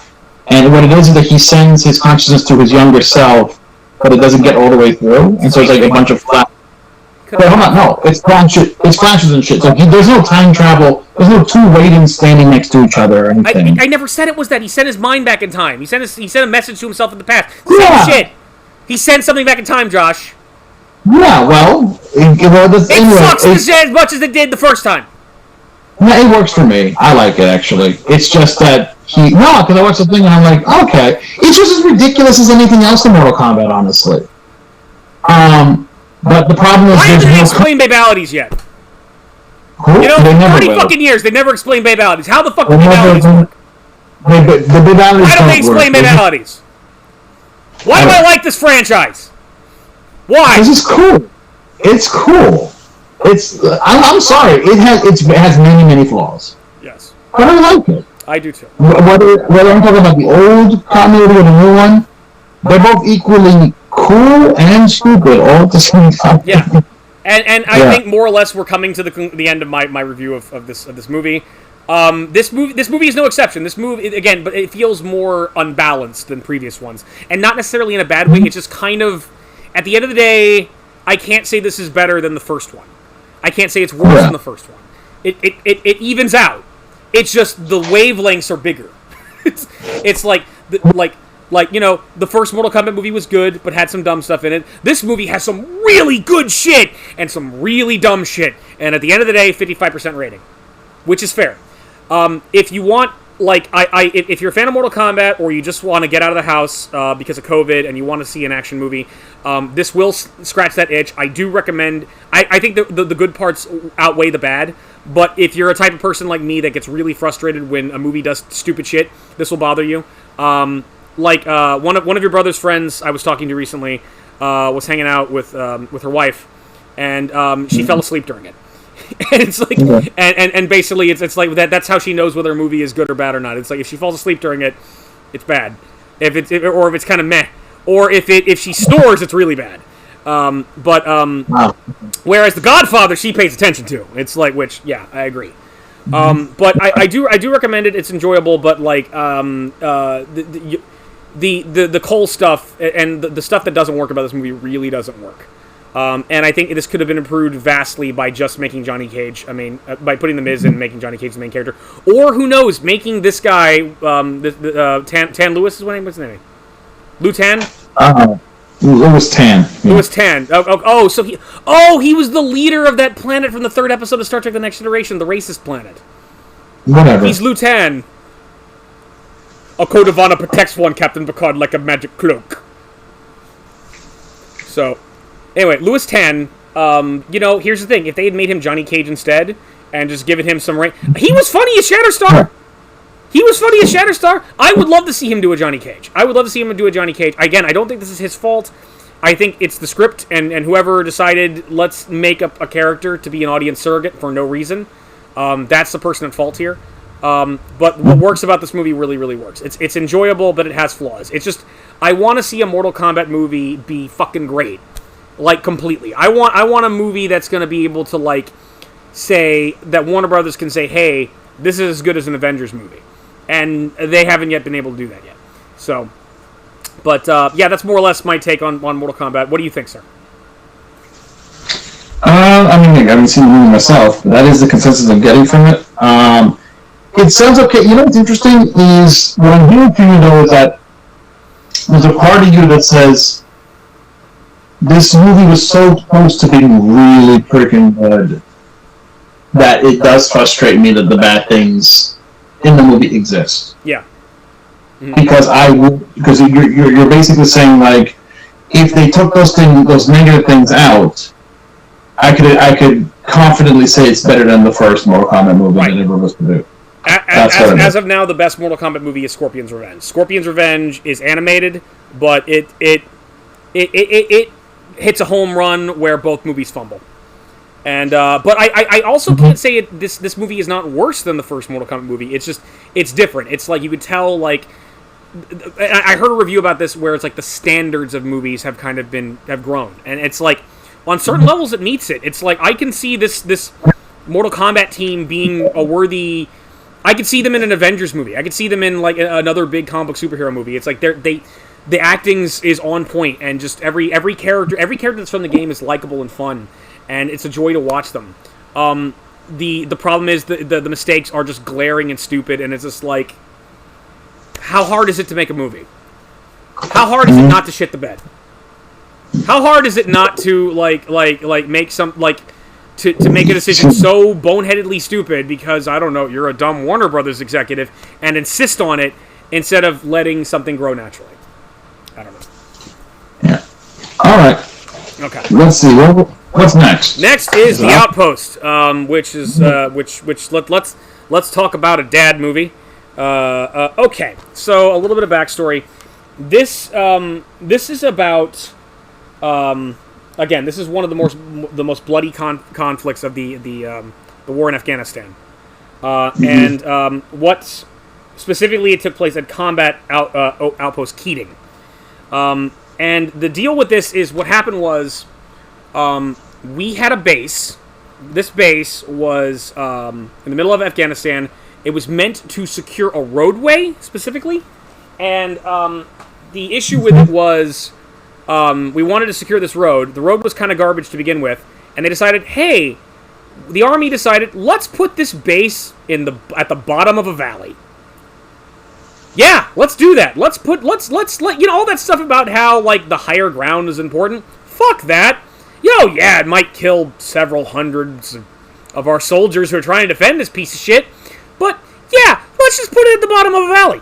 Instead of, I don't know, putting, like, I remember watching this movie, I was looking at it, and I was talking to my dad afterwards, of what could have been improved. Like, what winds up happening naturally is all of the Taliban would basically come up on the sides of the hills and just fire down with either guns or mortars at these people all the fucking time, making these people a huge target and getting people killed for no good reason because they didn't have the fucking sense to put the base up on top of the mountain and instead putting it in the bottom of the valley. Or, if they really needed the bottom of that stupid fucking valley, they could have eventually, like, thrown a little bit more, like, money and soldiers at this thing, and basically taken little outposts up on the hills where these people are hanging out at, and, like, and work their way up and eventually take both hillsides. And they could have basically had the whole thing, and when these fuckers show up to try to shoot them, they could have handled it. But no, they decided, we're gonna keep this stupid fucking outpost that doesn't really serve any purpose in the war, and put people here, and get them killed on a regular basis. One thing that struck me, like, early on about this, and that's basically, this is, the problem with this movie is you're basically, this is a story about a bunch of good men, who the country called, they answered, they went and served in Afghanistan, and they died for no good reason. They were all because the military people at the higher level didn't want to do the right thing, and didn't want to improve the situation. And it's a story of those men doing the best they can in an impossible situation. And it really gets... And you see it gradually get worse and worse as they take the time to tell the story. They had a lot of the survivors who went through this, like, including these guys. This is this actor plays, I believe his name is Lieutenant Carter, I want to say. He's a Medal of Honor winner, and this guy was... I'm forgetting his name right now. I'm sorry. I feel bad because this is a real war hero. Not the actor, but the guy who plays him. These guys both got Medal of Honor winners, so they're kind of the main focus. And then, of course, there's Orlando Bloom right here in the middle, who plays the unfortunate role of Captain Keating, who dies after the first 20 minutes. And dies not because he was shot, because he chose to go on like, they went on a mission. They had this big truck down there that they had gone in through the road that they brought in the valley and didn't really need there, and they had to send it back. And they were basically a giant target for the jihadis and all the Taliban that were down there. And while they were there, it was a crappy road going down at night, and he was in the driver's seat. And it just fell off the road. It fell off the road, and he died. And that's a real guy, and that's how he died. Because, and I knew, like, he's trying to be... He's also, like, what I think Orlando Bloom hammers home about this guy. This guy was actually a pretty good officer. He was, like, the men respected him. He was likable. He was harder than when he needed to be, but he wasn't too hard. He was like, and he was willing to do the work that they did and go through the same risk they went through. When he probably shouldn't have. When he probably should have just stayed at the camp and just, you're the captain. You're in charge here. You should probably, stay out of harm's way. No, he went to the trouble to go and, and to do the grunt work, and he died for it. And it just and he wasn't even killed by anybody by a terrorist or anything like that. No, he just fell off a cliff in his car. And it's the movie's very effective. One thing that struck me about it is, like, okay, so again, this is a dad pick. My dad watched this, and one thing I notice about a lot of military movies, which I do kind of like, I like, again, as a former service member myself, and as a person who can appreciate history and can appreciate military history. I can deal with it a little bit in small doses. Every now and then I need to see like a U-boat movie, or something like that. Every now and then I need to watch something like that. But a lot of times these things can be a form of propaganda to encourage people, hey, join the military, and or it's a little excessively patriotic. It's like, just very somber. Understandably so, because real people died in whatever mission they're talking about. But what I liked about this was there was kind of no bullshit about this. Again, the executive producer on this is Jake Tapper, who wanted to tell this story. This was not as well known, and was kind of The book is called the Outpost: An Untold Story of American Valor, whereas like it had not been as well publicized or well known as previously. And he wanted to tell the story about these men and what they went through. And again, when you get a reporter talking about this, there's a great sense of respect and appreciation for our service members, but also the willingness to question what the government is doing, the willingness to challenge our country, which is important in keeping us free and important in ensuring democracy. And you keep. Yeah, you keep what we earn. You basically keep our freedom by challenging it. You don't just say, "Oh, America's great. We've always been great." No, bullshit. We've made plenty of fucking mistakes. There's good things about us, but we can do better. And you need that. And what I like about it is, like, the movie starts off showing them, like, going to the base, and they're all assholes. And I mean that in the nicest way. It's like, but it reminded me of dudes I'd served with. It's just like young guys. It reminded me of young 20-somethings who curse all the fucking time and bitch and moan about every little single thing that the military puts you through, because I was doing it too, because I complained to you about it. It's like, and then also taking a look around at what the situation they're in, and like, this is bullshit. Like, that's like one of the earliest lines in the movie is like, what the fuck? What are we doing here? Right off the bat, why are we defending this? This is impossible. Like, and sure enough, they're not there for, like, they get there, they go to bed, they get up in the morning, they're talking with a guy talking on the truck, and they're immediately shot at. They're immediately shot at, including a guy killed. And it just shows the day-to-day life of them dealing with this situation. You also get a lot of really good character stuff. This beady-eyed motherfucker right here who plays Carter, he's so good. Oh my god, there's so much like he has this intensity to him that's very, very good to watch. Caleb Landry Jones. Caleb Landry Jones. That's really. Hey, his name's right here on the DVD, and I should know that Scott Eastwood plays the other one. But Caleb Landry Jones, who played Carter, played Banshee in X-Men First Class. Oh, kick-ass! It's like another X-Men connection. Anyway, my hat's off to Caleb Landry Jones. He did an excellent job as Carter. Carter's kind of like the beating little heart of this. It's like I don't know, I could relate to this guy as a guy who, he comes across as like an asshole. Like a well-meaning asshole. I don't know, I could connect with it because I'm a giant asshole myself. He starts off like getting the wrong ammunition for people, like a classic military fuck-up, and like he meant well, but he fucked up, and then they're being shot at, and he's arguing with them, which is like, shut the fuck up, dude. We're being shot at. Don't argue right now. And he even has to get disciplined for it.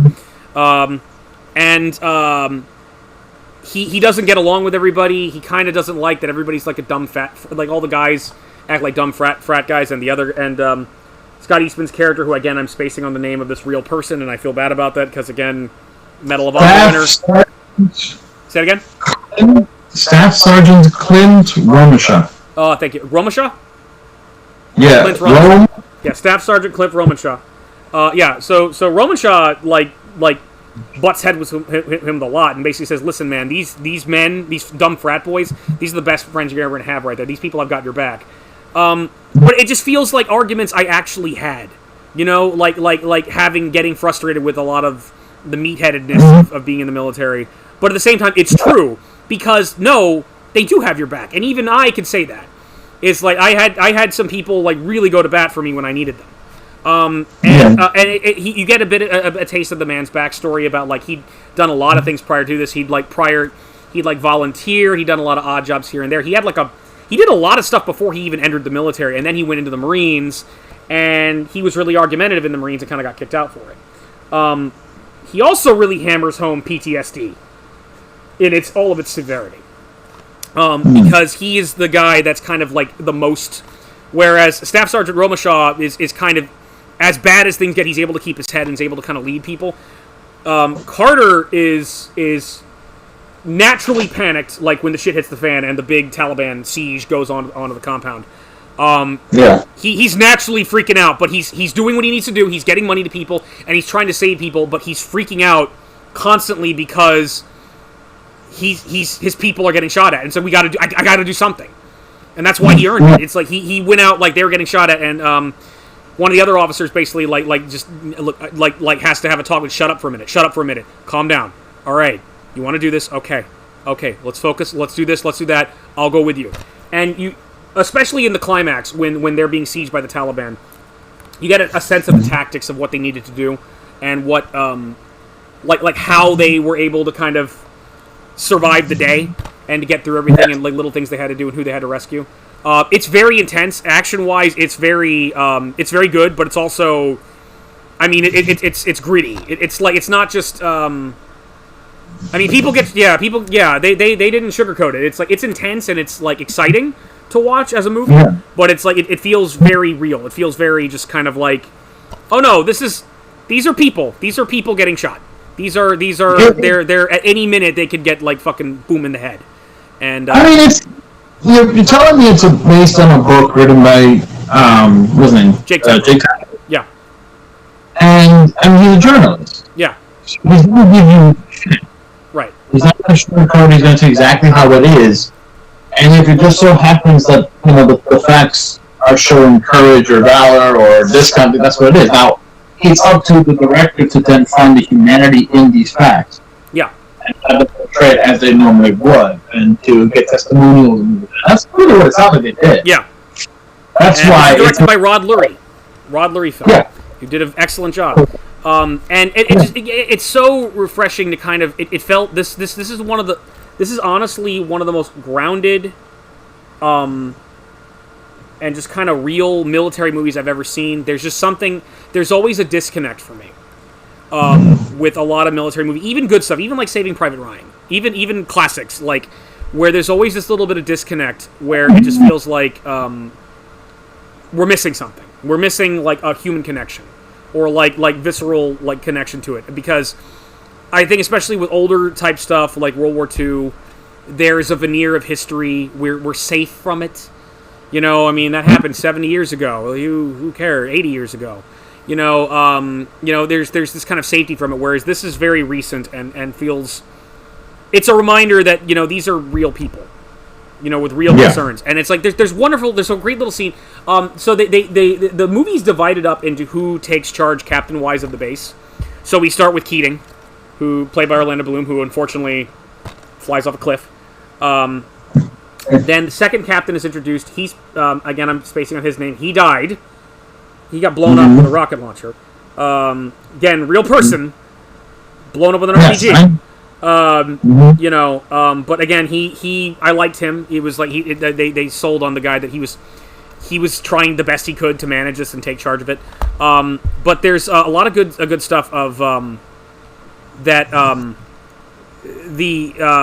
One of the most memorable things to me was the third guy they had, which was Captain Browning, who the movie went out of its way to point out this guy seemed like the biggest asshole possible. This guy comes in, and he basically tells them, hey, listen, they're closing down this base. The military finally got off its ass and realized, we're losing people. This is stupid for us to be here. So, okay, in a couple weeks, we're going to get you out of here. So he basically is there just to take charge until they're closing down the base. Gotcha. And he wants to play things by the book. He doesn't want to... He wants to play things by the book. It doesn't want to be practical at all. What Captain Keating was doing early on in the movie was trying to talk with the local Shura and try to, because a lot of the Shura included Taliban fighters that were shooting at them, and trying to broker peace with them and try to like actually negotiate with them. And he promised, we're going to give you money for a school, we're going to help you out, just stop shooting at us. And then of course, we'll take their money, and then they go back and start shooting at us. So and that whole situation winds up degrading, especially when it rolls down to Captain Howard, Captain Brown. I want to say or Broward. It was Broward, Captain Broward. So one of the things that happens is they're getting shot at, and he won't let them shoot back until they confirm what type of weapon they're shooting at with. And he actually gives Romashah a lot of shit, because you have to clarify. You have to clarify that they're using mortars. You have to clarify that they're using... If you don't see a weapon that they're shooting at, you can't fire back. And so it's like, okay, so, I figured that they were shooting at us because of the bullets that were heading at us. And he gets disciplined for it, and it's total bullshit. Because he doesn't want to upset them. He doesn't want to upset the Taliban, and wants to go along with it. Just go by the books. When the Taliban show up with a dead girl and claim, "Oh, you blew up this little girl with phosphorus," and the guys look over the girl. It's like, we didn't fucking use phosphorus. It's like, no, the one of the guys deduces very quickly. Okay, they killed this girl with phosphorus and are trying to cash in and trying to get us to pay them for it. And he not only goes along with it, they have a dog that a lot. There are a couple characters that are here that are like the Afghanis who are like that are working with us. Yes. And like early on in the movie, they introduced this dog, and one of the Afghani soldiers who's allied, who's working with us, he wants to shoot the dog, and it's like because it has fleas. It's like, you don't understand, this dog has fleas. And it's like, you don't shoot it, leave the dog alone, because we're Americans, we love our dogs. And so it's like all right, fine. And so that guy goes along with it, and there's a translator. Oh, I got to talk about the translator. No, he's not a translator. There's another guy. There's like an informant they have. I want to say. I have to talk about this guy. Oh my god.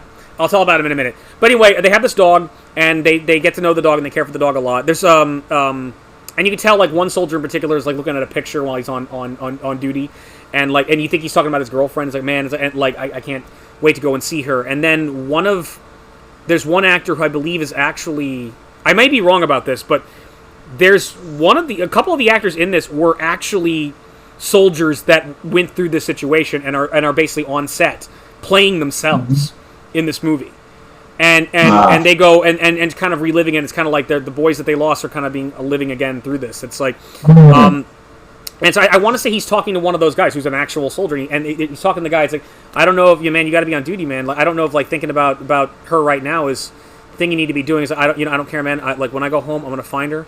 I'm gonna give her a big hug, and I'm gonna kiss her, and I'm gonna lay down in bed with her. It's good, and everything's gonna be all right. And they show a picture of his dog. It's just his puppy. It's just a cute little puppy, and it's just like, oh, it's like, it just, and you can tell this is based on a real story. This is a real anecdote, that conversation they had. Back to Captain Broward though. So the dog they've kind of, they've been taken care of. They like this dog. So when the Shura guys come up and like, oh, you killed this girl. Where's our money? Where's our money? One of the I think one of them goes up to the dog, and the dog bites his hand. And probably, I don't know. Again, dog whisperer that I am. I'm assuming it's like the dog's been taken care of by these. Like the dog's like, I don't know, fuck you. I know what you are. You've been shooting at us. Go fuck yourself. And it's like, so the dog gets bitten, so he gets all pissed off, and they're all like, oh, it's like in our culture, it's a greater indignity to be bitten by a dog. We want retribution. So Captain Broward shoots the dog under the premise of like, oh, well, we are not here to play nice, man. I got to negotiate. Meanwhile, he placates them the entire time. And shoots a dog. And then eventually he leaves to no fanfare. He's being transferred out. But one thing in particular, there's all these scenes, and I'm still confused about this. My dad kind of explained it to me. He's going through a briefing, and he's got his back to everybody, and there's water, and he's peeing into a jug. Okay. And then later on, Carter comes in. And he's like, hey, Carter, take those out for me. And there's this big plastic bucket full of little jars of urine. And it's like, take it to the incinerator. Take it to, like burn it. And it's like, why do you want me to just do it? Just burn it. This guy keeps on fucking pissing in jars and putting them in plastic books and makes Carter take them out to the fire where they burn shit. And I'm like, why? Why are they doing this? And I think my dad thought, like, okay, well, what's going on here is he's using a stakeout jug. He's peeing in a jug so he doesn't have to go to the latrines. Yes. Probably because the latrines are nasty and I don't want to pee in a hole in the ground. I don't want to get shot at, or, God forbid, I lower myself with the men. God forbid I pee with the men like Keating was willing able to do. So this guy comes like, so Carter's like he's even complaining to, I think, Budson or Mud. There's one of the guy that takes command when they're getting sieged upon. He's talking to that guy, and he's complaining about that. Like, what's up with this guy, man? He keeps on making me drag his urine all over the place. I'm still confused by this. I still don't know what's going on there, but it's like, you can tell, it's like, yeah, all this happened. All this, it's all based off of real accounts that they went through it here. I'm sure. Yeah, there's other, there's a lot of good scenes in it. There's a lot of, again, they make you feel for all the soldiers, especially like the ones that don't make it back. There's one guy with glasses in particular who, Scoopsa, I think Scoops is his name, who is like on the phone with his wife and kind of arguing with her because it's like, it's like, what do you want me to do? It's like, I'm here. This happens for people that are married, that are in the service. I've seen it happen, of just trying to maintain their relationship, because they're far away at home for months at a time, long periods of time. And it's a strain. It's a serious strain. And seriously, when you got guys that are actually getting shot at, because let's remember, I never got shot at. I got yelled at. I got yelled at, and I cleaned a ship. That's what I did. I didn't shoot nobody. I didn't get to do anything cool. But these guys did. And it's like, and it's like you get to know him. He's struggling with this, like trying to maintain his relationship and whatnot. There's little moments there, and then of course not everybody makes it home. And then at the end, when Porty, I want to say Porty's like the guy that comes and takes charge at the end. And again, I apologize to the real people who actually served here. If I'm ruining their names, I really apologize. I just watched this and I'm bad with names, but it's just like I mean no disrespect. But they basically decide, let's get the fuck out of here. Fuck this place. And they just hammer home of how how worthless a base this was and how people basically died for no good reason. But they did the best they could, and when everything, like, they should not have been in this situation. They should not have been put in this situation by our leadership. But they survived. They did the best they could. They made the best of it. Not all of them made it home. And in particular, Carter. I forgot to announce spoilers. Oh god, I'm terrible. I'll put it in. Okay, well, anyway, but like Carter in particular. Carter is rescues, like one of the guys he rescues is a guy that was on like the cleanup duty that had to burn stuff, and he even makes a point of it. It's like he wasn't friends with this guy. He didn't like him. He couldn't stand him. But he saw him getting shot at. He went out of his way to save his life and got him to the medical bay. And they basically everybody that matched his blood type, they gave him blood to keep him going. And then he got him up on the helicopter, and it was just like you all right, man? And it was just like he basically did everything he could to save this guy's life, and he got him on the plane. And it's like, you saved my life, man. But first he says like, "Oh, fucking asshole, saved my life. I appreciate it." And then he takes him off. And when they're leaving and they're flying out, they find out didn't make it. They weren't able to save him.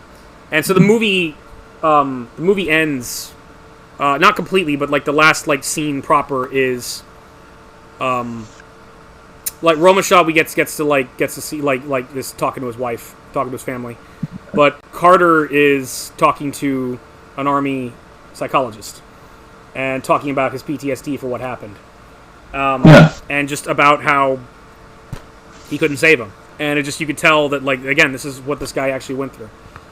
The actual proper ending, as the credits are rolling, we see some interviews with these guys. We get the scroll talking about them. And it's actually a very powerful. It's actually a really good military movie. Again, based off of a real, it's a real based on a true story, based on a real battle that happened. And I like. Again, I really have to commend the way this was presented. It wasn't. It was patriotic, but it wasn't too patriotic. It was just patriotic enough.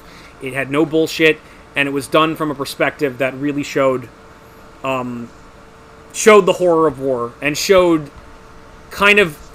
It related to me in my own personal military experience of showing the best of what the military has to offer and the worst. It's like of showing the people, the people that will literally take a bullet for you and sacrifice their lives for people they've never even seen before. And then the same military structure that doesn't take care of them. And and because the entire reason for this base, it just boils down to incompetence.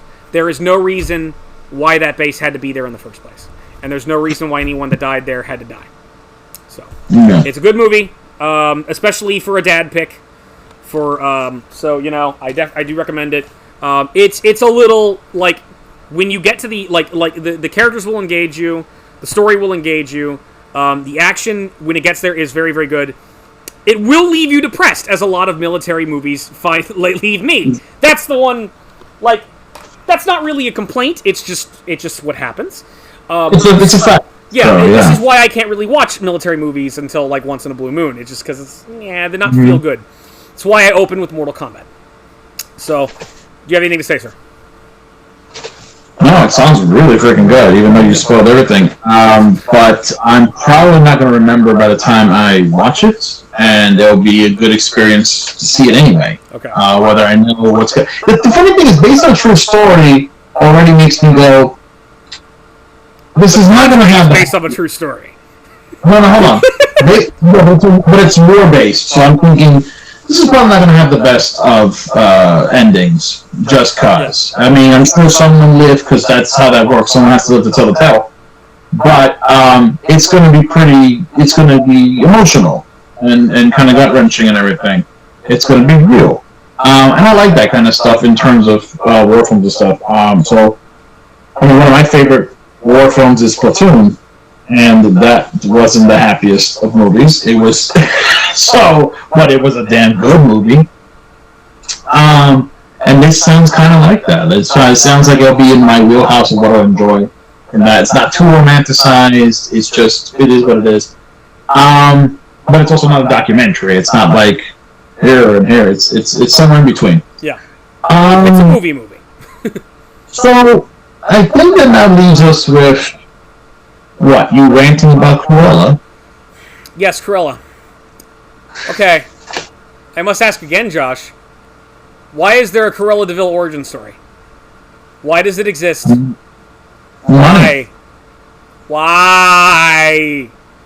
I repeat again. Money. Let's talk about Cruella DeVille as a character. So, Really? 101 Dalmatians is an excellent movie. It's a fine Disney classic. I like it. You like it. President Biden likes it. Everybody likes it. Except now Trump doesn't like it, or Mitch McConnell, because I said that. I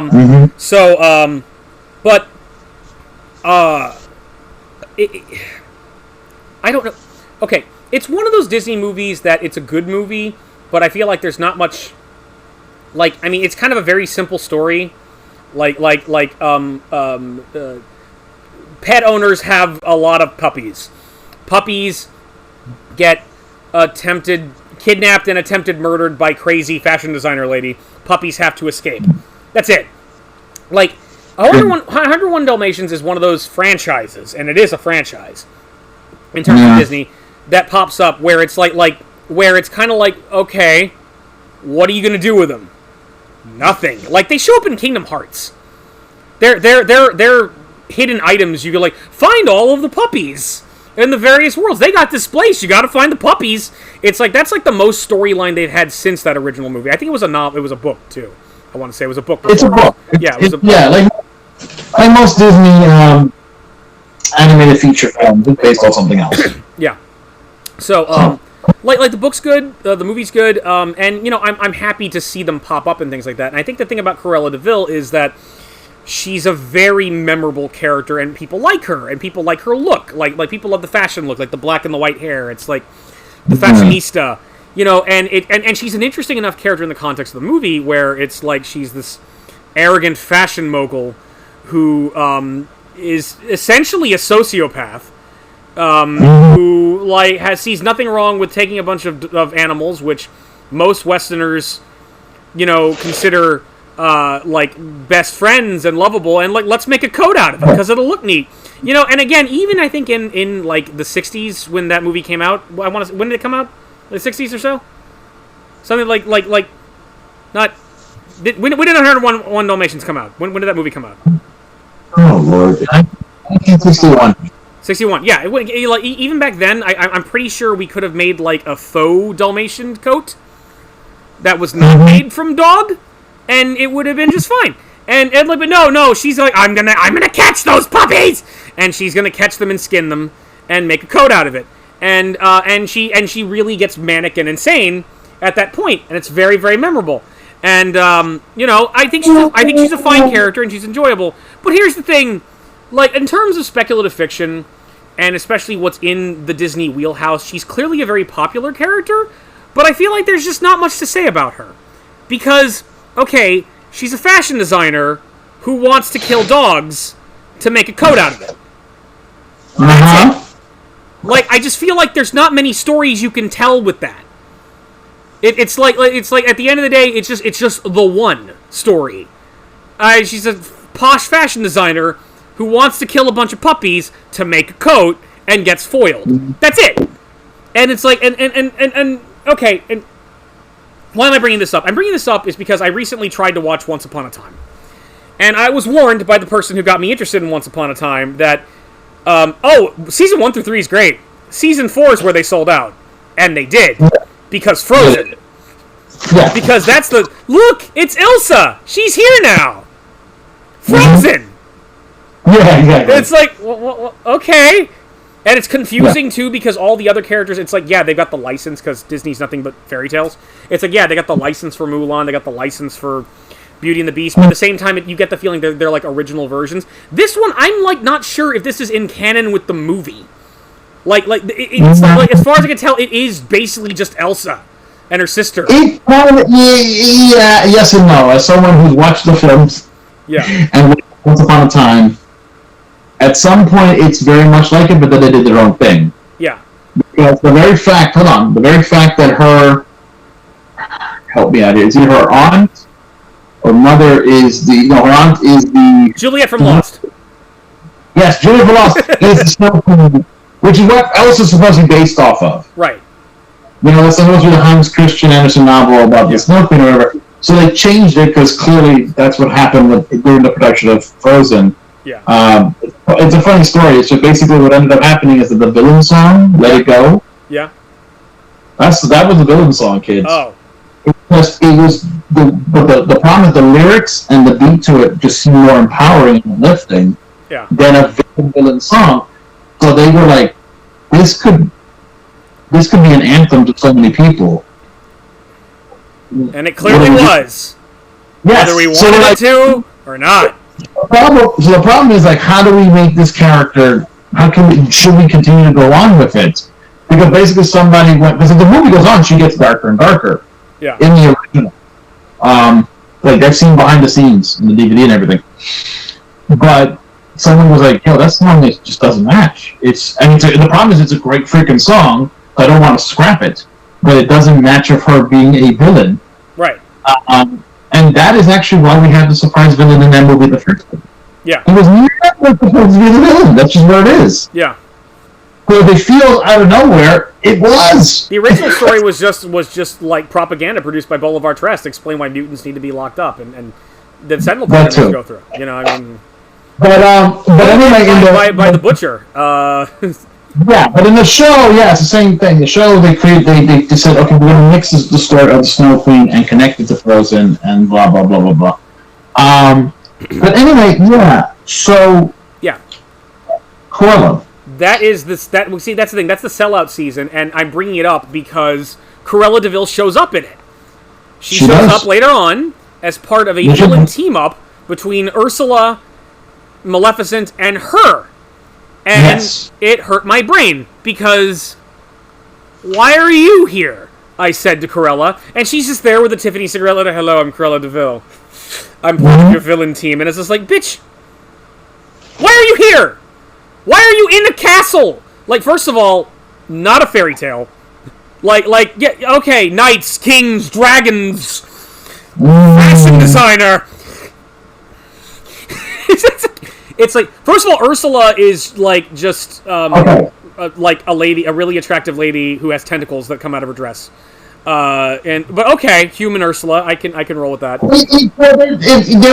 There was technically a take on Ursula earlier with a different actress in that same show where she had more of the monstrous thing. Because it's just magic. She can charm back and forth, whatever. Yeah, we already know she can look human, because I mean, they only have so much money in that budget. I mean, you've seen the CG. It's pretty terrible at times. So it's the best they can do.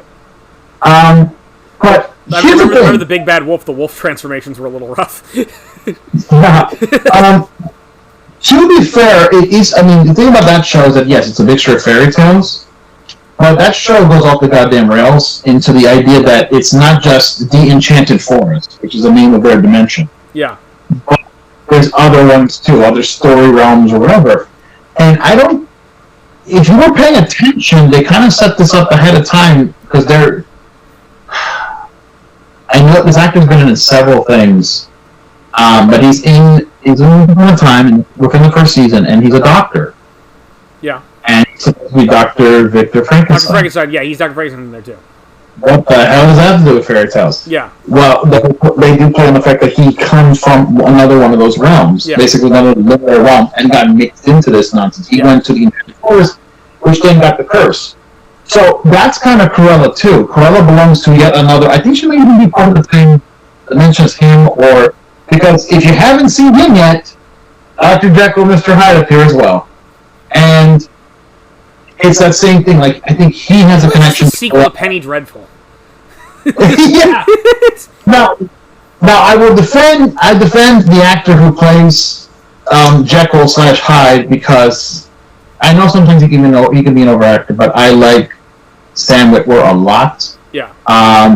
You will know that the thing I like to say is that he's actually the voice. He's the current voice of Darth Maul. Yeah. So, like in anything outside of Episode 1, he's Darth Maul. Okay, he's not the guy. He's not the original Darth Maul voice who was Sean's roommate from Shaun of the Dead. Yeah, no, that was the original one. But ever since after that, fucking life out, Sean. After that, Sam Witwer would be the voice of Darth Maul. Whether it's Clone Wars, Star Wars Rebels, Solo, any appearance with Darth Maul in it, it's him doing his voice, and he will return as his voice for this Obi-Wan series, because there is an Obi-Wan miniseries that's coming out on Disney Plus. But what's it called? But also, he's the reason my name is what it is, because he is Starkiller. He is the apprentice from those games. Yes. He's the face as well as the voice of them. So, anyway, I brought up Cruella in this because it's like, as part of that trio, it confused the fuck out of me, because it's like, okay, I've got a squid sorceress, I've got a fairy sorceress, and then I have a fashion designer who wants to kill dogs and make a coat out of it. And I'm like, yes. Why are you here? And it's just like what are you? Okay, I'm not necessarily opposed to her being on the team, but I'm like, I don't understand like in terms of a team up, like what function do you serve? Like, are you like or do you have contacts in the fashion industry that might help their cause? Do you have money that can help? Do you have influence you can buy? Are you doing spycraft? It's like that's what the type of reason I would put this in a D&D party.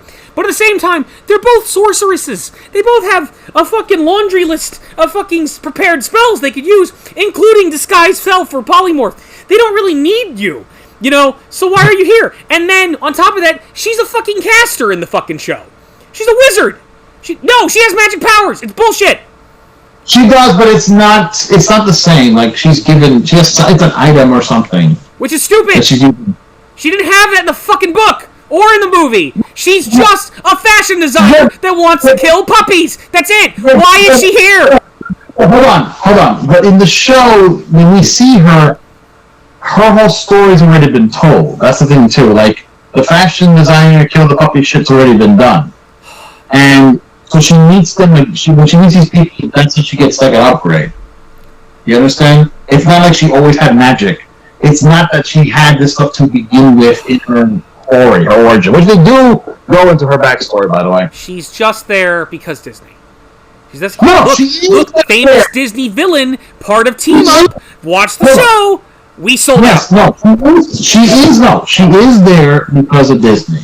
I'm not saying that's not the case. I'm just saying they do work around it. Okay? It was an ABC show. I guess what I'm building to is, of all characters that did not need an origin story, Cruella DeVille is up there. I don't need to know how Cruella DeVille got to where she is. I feel like the live-action remake of 101 Dalmatians with Glenn Close, that's good enough. That was a very iconic role for Glenn Close. Glenn Close is like, look, I'm playing Cruella DeVille. Look, I'm playing... Yeah, that's all I really needed was a remake where Glenn Close got to ham it up a little bit and have the hair. I don't need... It's like a rags to riches thing. She's like scrubbing floors, and this somehow, all this is going to culminate in is she winds up becoming a successful fashion executive who decides, I'm going to kill a bunch of puppies and make a coat out of it. Yeah. I don't... No. I don't... She's popular, so let's make a fucking origin. It's fucking stupid. I just feel like there's not... But listen, I don't hate the character of Cruella. I think she's a fine character, but I feel like there's just not a whole lot of places you can take this fucking character. So, like, I'm dubious... It's like epic villain origin story. I had a problem with the Joker. I had a problem with the Joker existing because I didn't need a Joker origin movie. You know, that grew on me. I'm not saying you can't tell the story, but at the same time, it's like, what is this going to culminate to? Tell the epic backstory of a person who will one day try to murder puppies. I don't need it. Hold on. You asked why why did it exist, and I already told you. Money. Yes, she's popular. And as a result, we can do this because, unfortunately, Maleficent did well and created a sequel that made money, and I think it's horse crap. However, I haven't even seen it. I couldn't do it after the first one. Oh, yeah, I haven't seen the second one either. I heard the second one is off the fucking rails, insane. Oh, it's like it goes. It's supposed. Josh, if I still haven't watched Invincible by next week, can we watch the Maleficent 2 and talk about it? If I can find, I have to find the second one. I don't want to see it, but I don't want to see it either, but I'm a professional and I will hurt myself for the sake of the show. Well, yeah, maybe I'll see it. Yeah, I'll try to find it and watch it as a backup.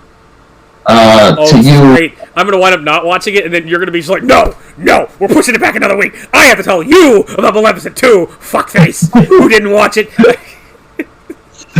I'd rather spend a whole... It's interesting because it'll be like either I spend a whole episode on Invincible, or I spend an entire episode on Maleficent, Mistress of All Evil. That's the name of the movie. Oh, God. Because we'll get through two topics. Why is she still a villain by that fucking movie? She's established as a hero, sort of, kind of, by the end of it. She's not! Fucking stupid. The name of the... No, shut up. Let me talk.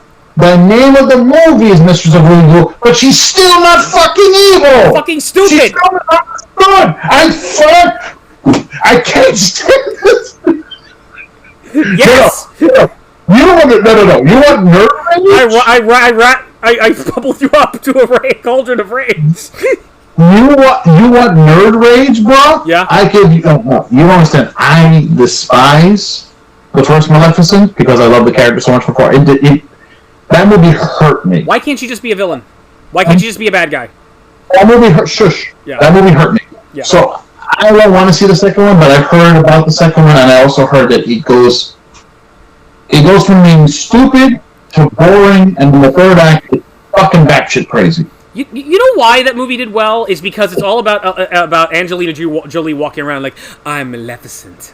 I'm bad. Yeah. I'm so bad. Look at me. I'm Maleficent. That's the whole movie. Yeah. It's like the reason your mom liked the Catwoman movie. Your mom liked the Catwoman movie because of the fucking stupid song. Yeah, your mom. Yeah, we're going here. We're talking about Josh's mom. I didn't know that. Yeah, because I remember, because your mom. Okay, so Josh's mom is hilarious. Josh's mom does this thing. So, like on Facebook, we'll be talking with me and his brother. We'll be talking movies, and his mom will just interject at random points and talk about. I really like that movie because the boys in it were so hot, and she'll do this. She'll Michael Keaton was so cute as Batman. She'll go in and talk about how she thought all the actors were hot, and just randomly in the conversation. And yeah, I remember I was over at your house once, and she was like, "Oh, I really like Catwoman because they had that song. She was like Dangerous. It was so good. I liked it." It's like that's Josh's mom. Mm-hmm. So my mom doesn't give two hoots about this stuff. She doesn't understand the reason why this stuff is cool. Like. Your mom is like a weird positivity drive-by. Your mom just shows up in the middle of a conversation. I like that movie because this guy was hot. And I'm like, ugh! And I'm like knocked over. I'm like, ah! I think the last, I mean, she's seen most of them, but the last superhero movie I ever saw with my mom was Captain America Winter Soldier. Yeah.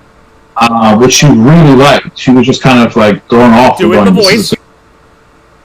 What? Do it in her voice. Make an impression of your mom now. No, I don't have an impression for my mom. I just with her it was more like she was actually kind of surprised how serious it was. Yeah. Like how she was like it wasn't as superhero as she thought it would be, and I was just saying that honestly that's kind of Captain America. The truth is, it's either one of two things because he's not really a superhero. He's at least not like he's gonna punch out criminals kind of thing. His rogue gallery is either fascist of many sorts, or crazy super scientists who also don't have no problem working with fascists of many sorts. Like, they're not fascists themselves, but $1 a day keeps the conscience I'm not a away. Nazi, but I mean, if the Hydra's gonna fund my experiment, make gamma-radiated mutant testicles, I mean, you know, the sake of gamma-radiated mutant testicles, it's about the science, really. I mean, it's all about the science. So, but that's pretty much what it is. And they, for the most part, the MCU didn't go hard into the super science aspect of his rose color. They went to the more political side, and that's perfectly fine with me. I have no problem. Sorry. I'm not going to see Cruella till the damn thing is free, because it is under a paywall at the moment. It has positive reviews from what I've researched just now while you ranted. Yeah. But it's funny because I did see commercials really about it, and I went, okay, first of all, everyone agrees this movie doesn't need to exist. And it does not, despite the critical praise, they all pretty much do it, despite the fact that this movie does not justify its reason for being, ... Yeah. Because it's still dazzling, it's still entertaining, it's still whatever. Basically, when I saw the commercials, to me, all I think was, oh, it's a Devil Wears Prada with the flair of the Count of Monte Cristo, and I was just like, that's what it looks like to me. Yeah. Like the flash of Count of Monte Cristo whenever he's the Count, meet the Devil Wears Prada, because it is about how she went from being like a secretary type person to this fashionista bitch type character. Right. Again, the Devil Wears Prada. And then she ends up fighting her rival or whatever, because it's a battle of that kind of thing, and how she grew. At what point does she decide to kill a bunch of puppies and make a coat out of them? None of the apparent. I don't know. I haven't seen the movie, but as far as I know, it's about how she becomes the thing that eventually will kill the thing. They're gonna do a sequel where they're gonna change the story of the original book. Ed, look at my face. When I was reading, this thing did well enough to possibly create a sequel. And the two actresses who play Cruella and the antagonist, respectively, both would love to see a sequel, be in the sequel, and hold on. No, this is where I die laughing. Because you didn't see it earlier, I made a face, and I was thinking it was within what I read. They both would love to do a sequel in the style of Godfather 2, where it is it is both a sequel and a prequel.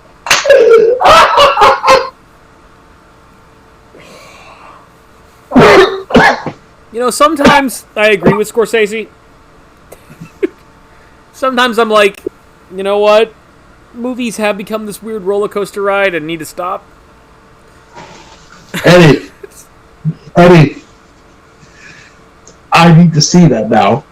You know what I don't need to see? I don't need to see a Godfather 2 like sequel continuation of the story of Cruella. Yes, that's what I mean.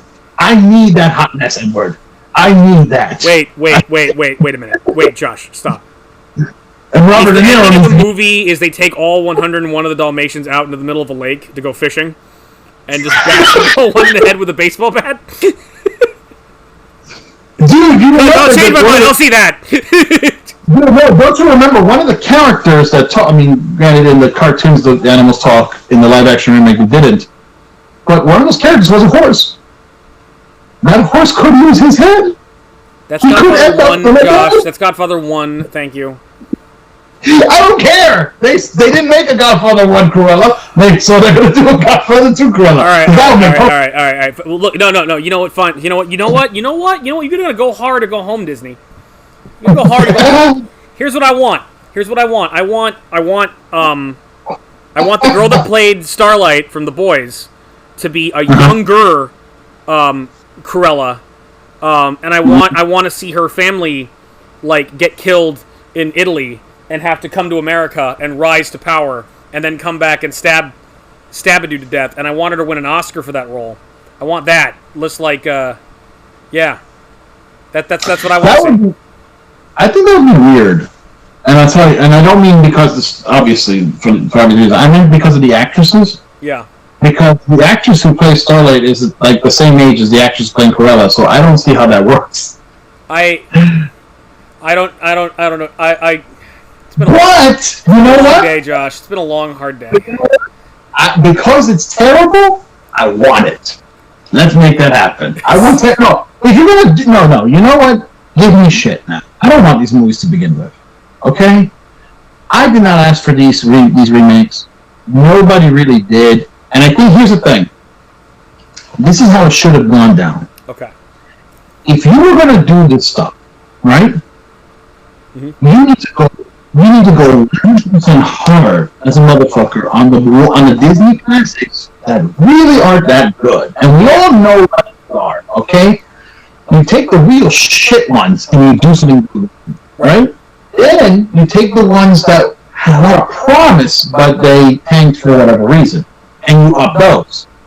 And when you get that shit going, then you look at the classics. Yeah. Then you look at the remakes, your Beauty and the Beast, and you think, what can I do different that makes sense for live action that I couldn't really do in animation? Right. Right? That's what you do. Like, for example, they did this with Aladdin, but they half-assed and butchered it, right? Is that many people talk about how Agrabah doesn't, even though it's supposed to be somewhere in the Middle East, it doesn't really feel like it. Even the palace looks more Taj Mahal, more Indian. Right.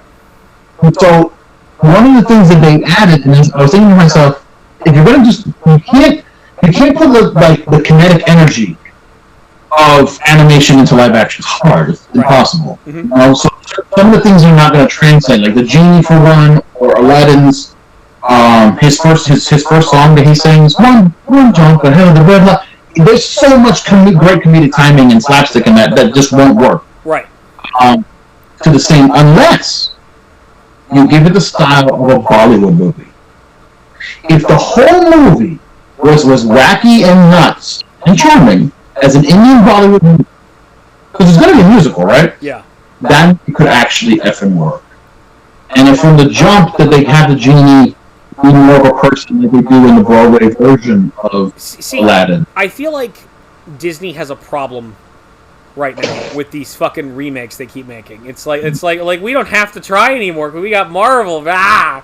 So we don't have to worry about things, you know. Well, no. So this is what happens. They keep making these live action remakes and they suck. And it's like, you know what they should do? Okay, you got Kevin Feige in charge of like Marvel. Put Taika Waititi in charge of the remakes. Put Taika Waititi in there and have Taika Waititi direct a Bollywood fucking Aladdin. It'll be great. No, they don't. If he's not busy having a threesome on the set of Love and Thunder, according to Stephen Colbert. Don't put him into something he's not familiar with. You put somebody who is, okay? You get an Indian director, whatever. The point is, it's not just about the directing, because they actually had people, director-wise, they've had good directors in these. Right. They've had some, but they don't allow them to do anything good. That's the problem, because they want... Okay, two things happen. The first one that people, that Disney started to latch into as a formula was Tim Burton's Alice in Wonderland. Second? All right? I said the first one of these that they latched onto and said, "Oh, we can make money from this shit," was Tim Burton's Alice in Wonderland. Right. Oh yeah, that is his. It is his. Disney. Yeah. Okay. And it's weird as shit. And so the thing is, it was a success. Now I personally didn't like it, but it was a box office hit. Okay. Yeah. So Disney's sitting here going, people like your brother take their kids to see it and say it's a good movie. No, hold on, shush. Burn on John. Yeah, but stop bringing my brother into this shit, please. Okay? It's not, because it feels like we're trash talking him, and I don't want to do that. I am trash talking. All right? It's funny. I love you, John. No, stay on target. We're too close. The movie was a success, but Disney execs didn't know why. Right. I'm wondering, is it because it had a lot of familiarity and nostalgia, or was it because it was weird and different? Because it was a weird mix of the two. So then they created two movies. That was Bob and Carter's huge head. I think that was the problem. the next two movies to come out were Maleficent, which was meant to be weird and change the script of what we know. Favorite film. And the second one after that was Cinderella, which was pretty much almost a paint by numbers version of the other one. Which I have almost completely forgotten existed. Okay, so they wanted to know, is it the nostalgia grab, or is it the weird stuff? The problem was, both of them were a success. Yeah. So they were like, oh, so the answer is yes. We can have, for certain films, people just do that shit whatever, which is where we get Tim Burton's Dumbo. And, yes... I'm getting sad now. I'm getting sad. I'm getting more sad than I was when I talked about The Outpost. Tim Burton's Dumbo also stars Danny DeVito and Michael Keaton. So, moving on. That's great, Josh. Yeah, I just want to stab. Just twist the knife. But it's like, oh, Tim Burton's working with Danny DeVito and Michael Keaton again. And it's on Dumbo. Wait. No. Mm-hmm. What if it's in canon? What if that's what happened to Batman and the Penguin, Josh? No, because there is no Batman after Batman Returns. There is that Michael. Yeah, no. Batman Forever didn't happen. So what if after the defeat of the Penguin and Catwoman, he tracked him down? No, he lived and he started working in the circus and he tracked him down and Batman got involved in the events of a flying elephant.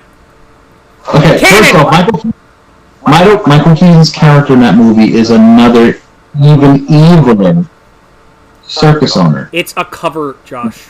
It's a cover. He's Batman underneath. No, he just wants Isaiah Wormwood to bring him the cape and cowl. And it's like, why do you want the cape and cowl? Because I am to wear it. You need to watch the movie, and then you'll be like, okay, that's not what I thought about. Watch this horrible, shitty movie. I don't want to do that. You're already gonna make me watch a horrible, shitty movie. I gotta watch Maleficent 2. Fuck you. Yeah, you could do that, so it's funny. No, you're joining me. I know, bitch. I'm watching Invincible. Right. No, you doing both. Right after I'm done here, I'm gonna go to work and have shitty internet and not be able to watch it and watch something else. No, you're watching both. I'm dragging. You're going to hell with me. I will watch all these shitty movies for the sake of the podcast. For the sake of the podcast, no, I will. May it be known for now or forevermore, I will watch live-action Resident Evil movies for the sake of the podcast, if requested. I don't want to, but I'll do it. That is the deepest. That is the deepest curse and oath I can make as a person. That's pretty close. That's me going to Aslan and cutting and making a blood bond. Deeper magics from before the dawn of time. So be it. All right. Now that I think about it, I think we're done. That's it for this week, anyway. 5:22. Yeah, let's wrap it up here. And your phone made a noise. I think you do have homework to do. You need to watch Invincible. I have to go watch this thing that is going to hurt me. Wait, what? We're actually doing this? You don't understand how much I hated that first film, bro. You really don't know. I don't think you understand how much I hated that first film. I called you about it. I bitched about it. More than you. No, I hated it more than you did. No, I hated it more than you. I hated it more than you. Fuck you. Oh, this is it. This is how this ends. No, motherfucker, I hated it more than you. I think we just became Todd in the Shadows and the Rap Critic. I think this happened. No, because you ranted about it, but I had seen it. Yeah. I mean, you acted like I did see the movie before you talked about it. No, you're the one that hates the Beauty and the Beast movie because you're dumb. Because that one's good. Okay, no, I do hate Beauty and the Beast more. Yeah. But, God. That movie, okay, seriously, that movie would have been so good if they just went, if they doubled down on the horror aspect about the witch lady. Like, seriously, like after taking care of Maurice, Conan shows up, and then she goes outside, it's like you have two snakes facing each other, and then, Conan just fucks her. And then she's like, ah! And he throws her in a fire. That's a whole other movie. Or it's like they find out that at the end, like she's a cultist of Yog Sothoth, and she's like the whole screw, like turning everybody into furniture was part of some deeper like plan to release the deep ones or something like that. Something crazy, some crazy Lovecraft shit. That would have been dope. Like anytime like that lady's on screen, I want to hear like Godsmack's voodoo in the background. Mm-hmm. Just.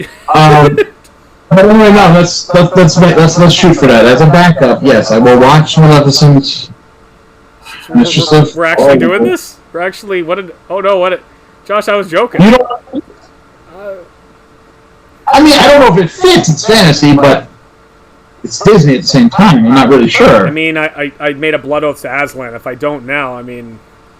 look, I am willing to see it. I'm willing to see this. If you're willing... If everyone is willing to watch me lose my shit on camera, sure. If I don't, Josh, the Lamia will take me and drag me to hell. Because I'm too dumb to That's what I'm going to be. I'm going to be that goat thing that's going to drag you. If you're okay, because I know me. I know that when I'm done with this, if we come on again one more week and you're going, I tried, Josh, I really did. I'm only one episode left. I'm going to be like, okay, forget you, put the bitch in here one more time, we're talking Maleficent, and your soul is mine for this nonsense. The soul is mine. Okay, as long as you're Shang Tsung, old school Shang Tsung, I'm fine with this. By the way, yeah. You know what was dope? So apparently, I didn't know this, I know video gamers did, but the last Mortal Kombat game, 11, yeah. Had like a DLC, it's like a whole little added game. It's a whole chunk of hours in there. Yeah. And part of the DLC is Shang Tsung. Shang Tsung is voiced by him. Yeah. The original actor. And they even made him look like him. And it's awesome for him to be like, maybe this, you moron, I will help you. And it's like, that's so cool. He's really good. He's really good. He's classic Shang Tsung. Yeah, he's good in everything. He's good in bad movies. He was good in the Tekken movie. And he had Kamachi hair, and it didn't work, but he was great. Yeah, but that's not what I mean. I mean the fact that they didn't have to. Yeah. Because they've had a Shang Tsung voice actor or voice actors to be that character. Right. It was so cool to be like, no, let's have him in this. And I think as a result, they even got some other people to voice their Lyndon Ashby movie. was the original Johnny Cage. Lyndon Ashby is the awesome actor who played Johnny Cage. Hold on, they did. I don't remember. Yeah, I'm trying to lead into the fact that actor's not the only one that was in the game. As part of an extra skin or whatever, they got Christopher Lambert to do Raiden. And Raiden talking with video game Raiden, and it was like, oh, that's so cool. Nice. It's that kind of thing. Anyway, yeah, that's it for me, guys. Throw in Jeffrey Neek, Raiden, and that'd be good to go. But he's got to say the dumb shit that he said in Mortal Kombat Conquest. The nectar of me. But seriously, guys, have a good time. Okay. I'm signing out. I gotta go to work. Please watch Invincible. Please. Look, Josh. Look, I'm fine watching Invincible. I don't like that I've tricked myself into watching Maleficent 2. That's what I'm upset about. Well, if you watch Invincible first, we'll spend the whole episode talking about Invincible. Because there's a lot to talk about that show. And then we have to say... I don't watch either one of them, but tell you I did, you'll rant about Maleficent 2, and I'll sit here like this the entire time. Okay. And yes, I'll owe you my soul, but I've evaded the Cinnabites before. I got out of the box. I got out of the box, Pinhead. Bring it. I'm going to murder the Dreadpirate. That's what it is. You just be like, you opened the box. I'm just gonna go guns akimbo on you. Suffering will be legendary even in hell. All right. You bolt me with hooks to a chair and force me to watch Maleficent 2. Yeah, it's time to experience the pleasures of pain. All right. We need to be in Kiki Dominatrix when we do this. All right. Catch y'all later. See you next week, folks. Cool. See you next week.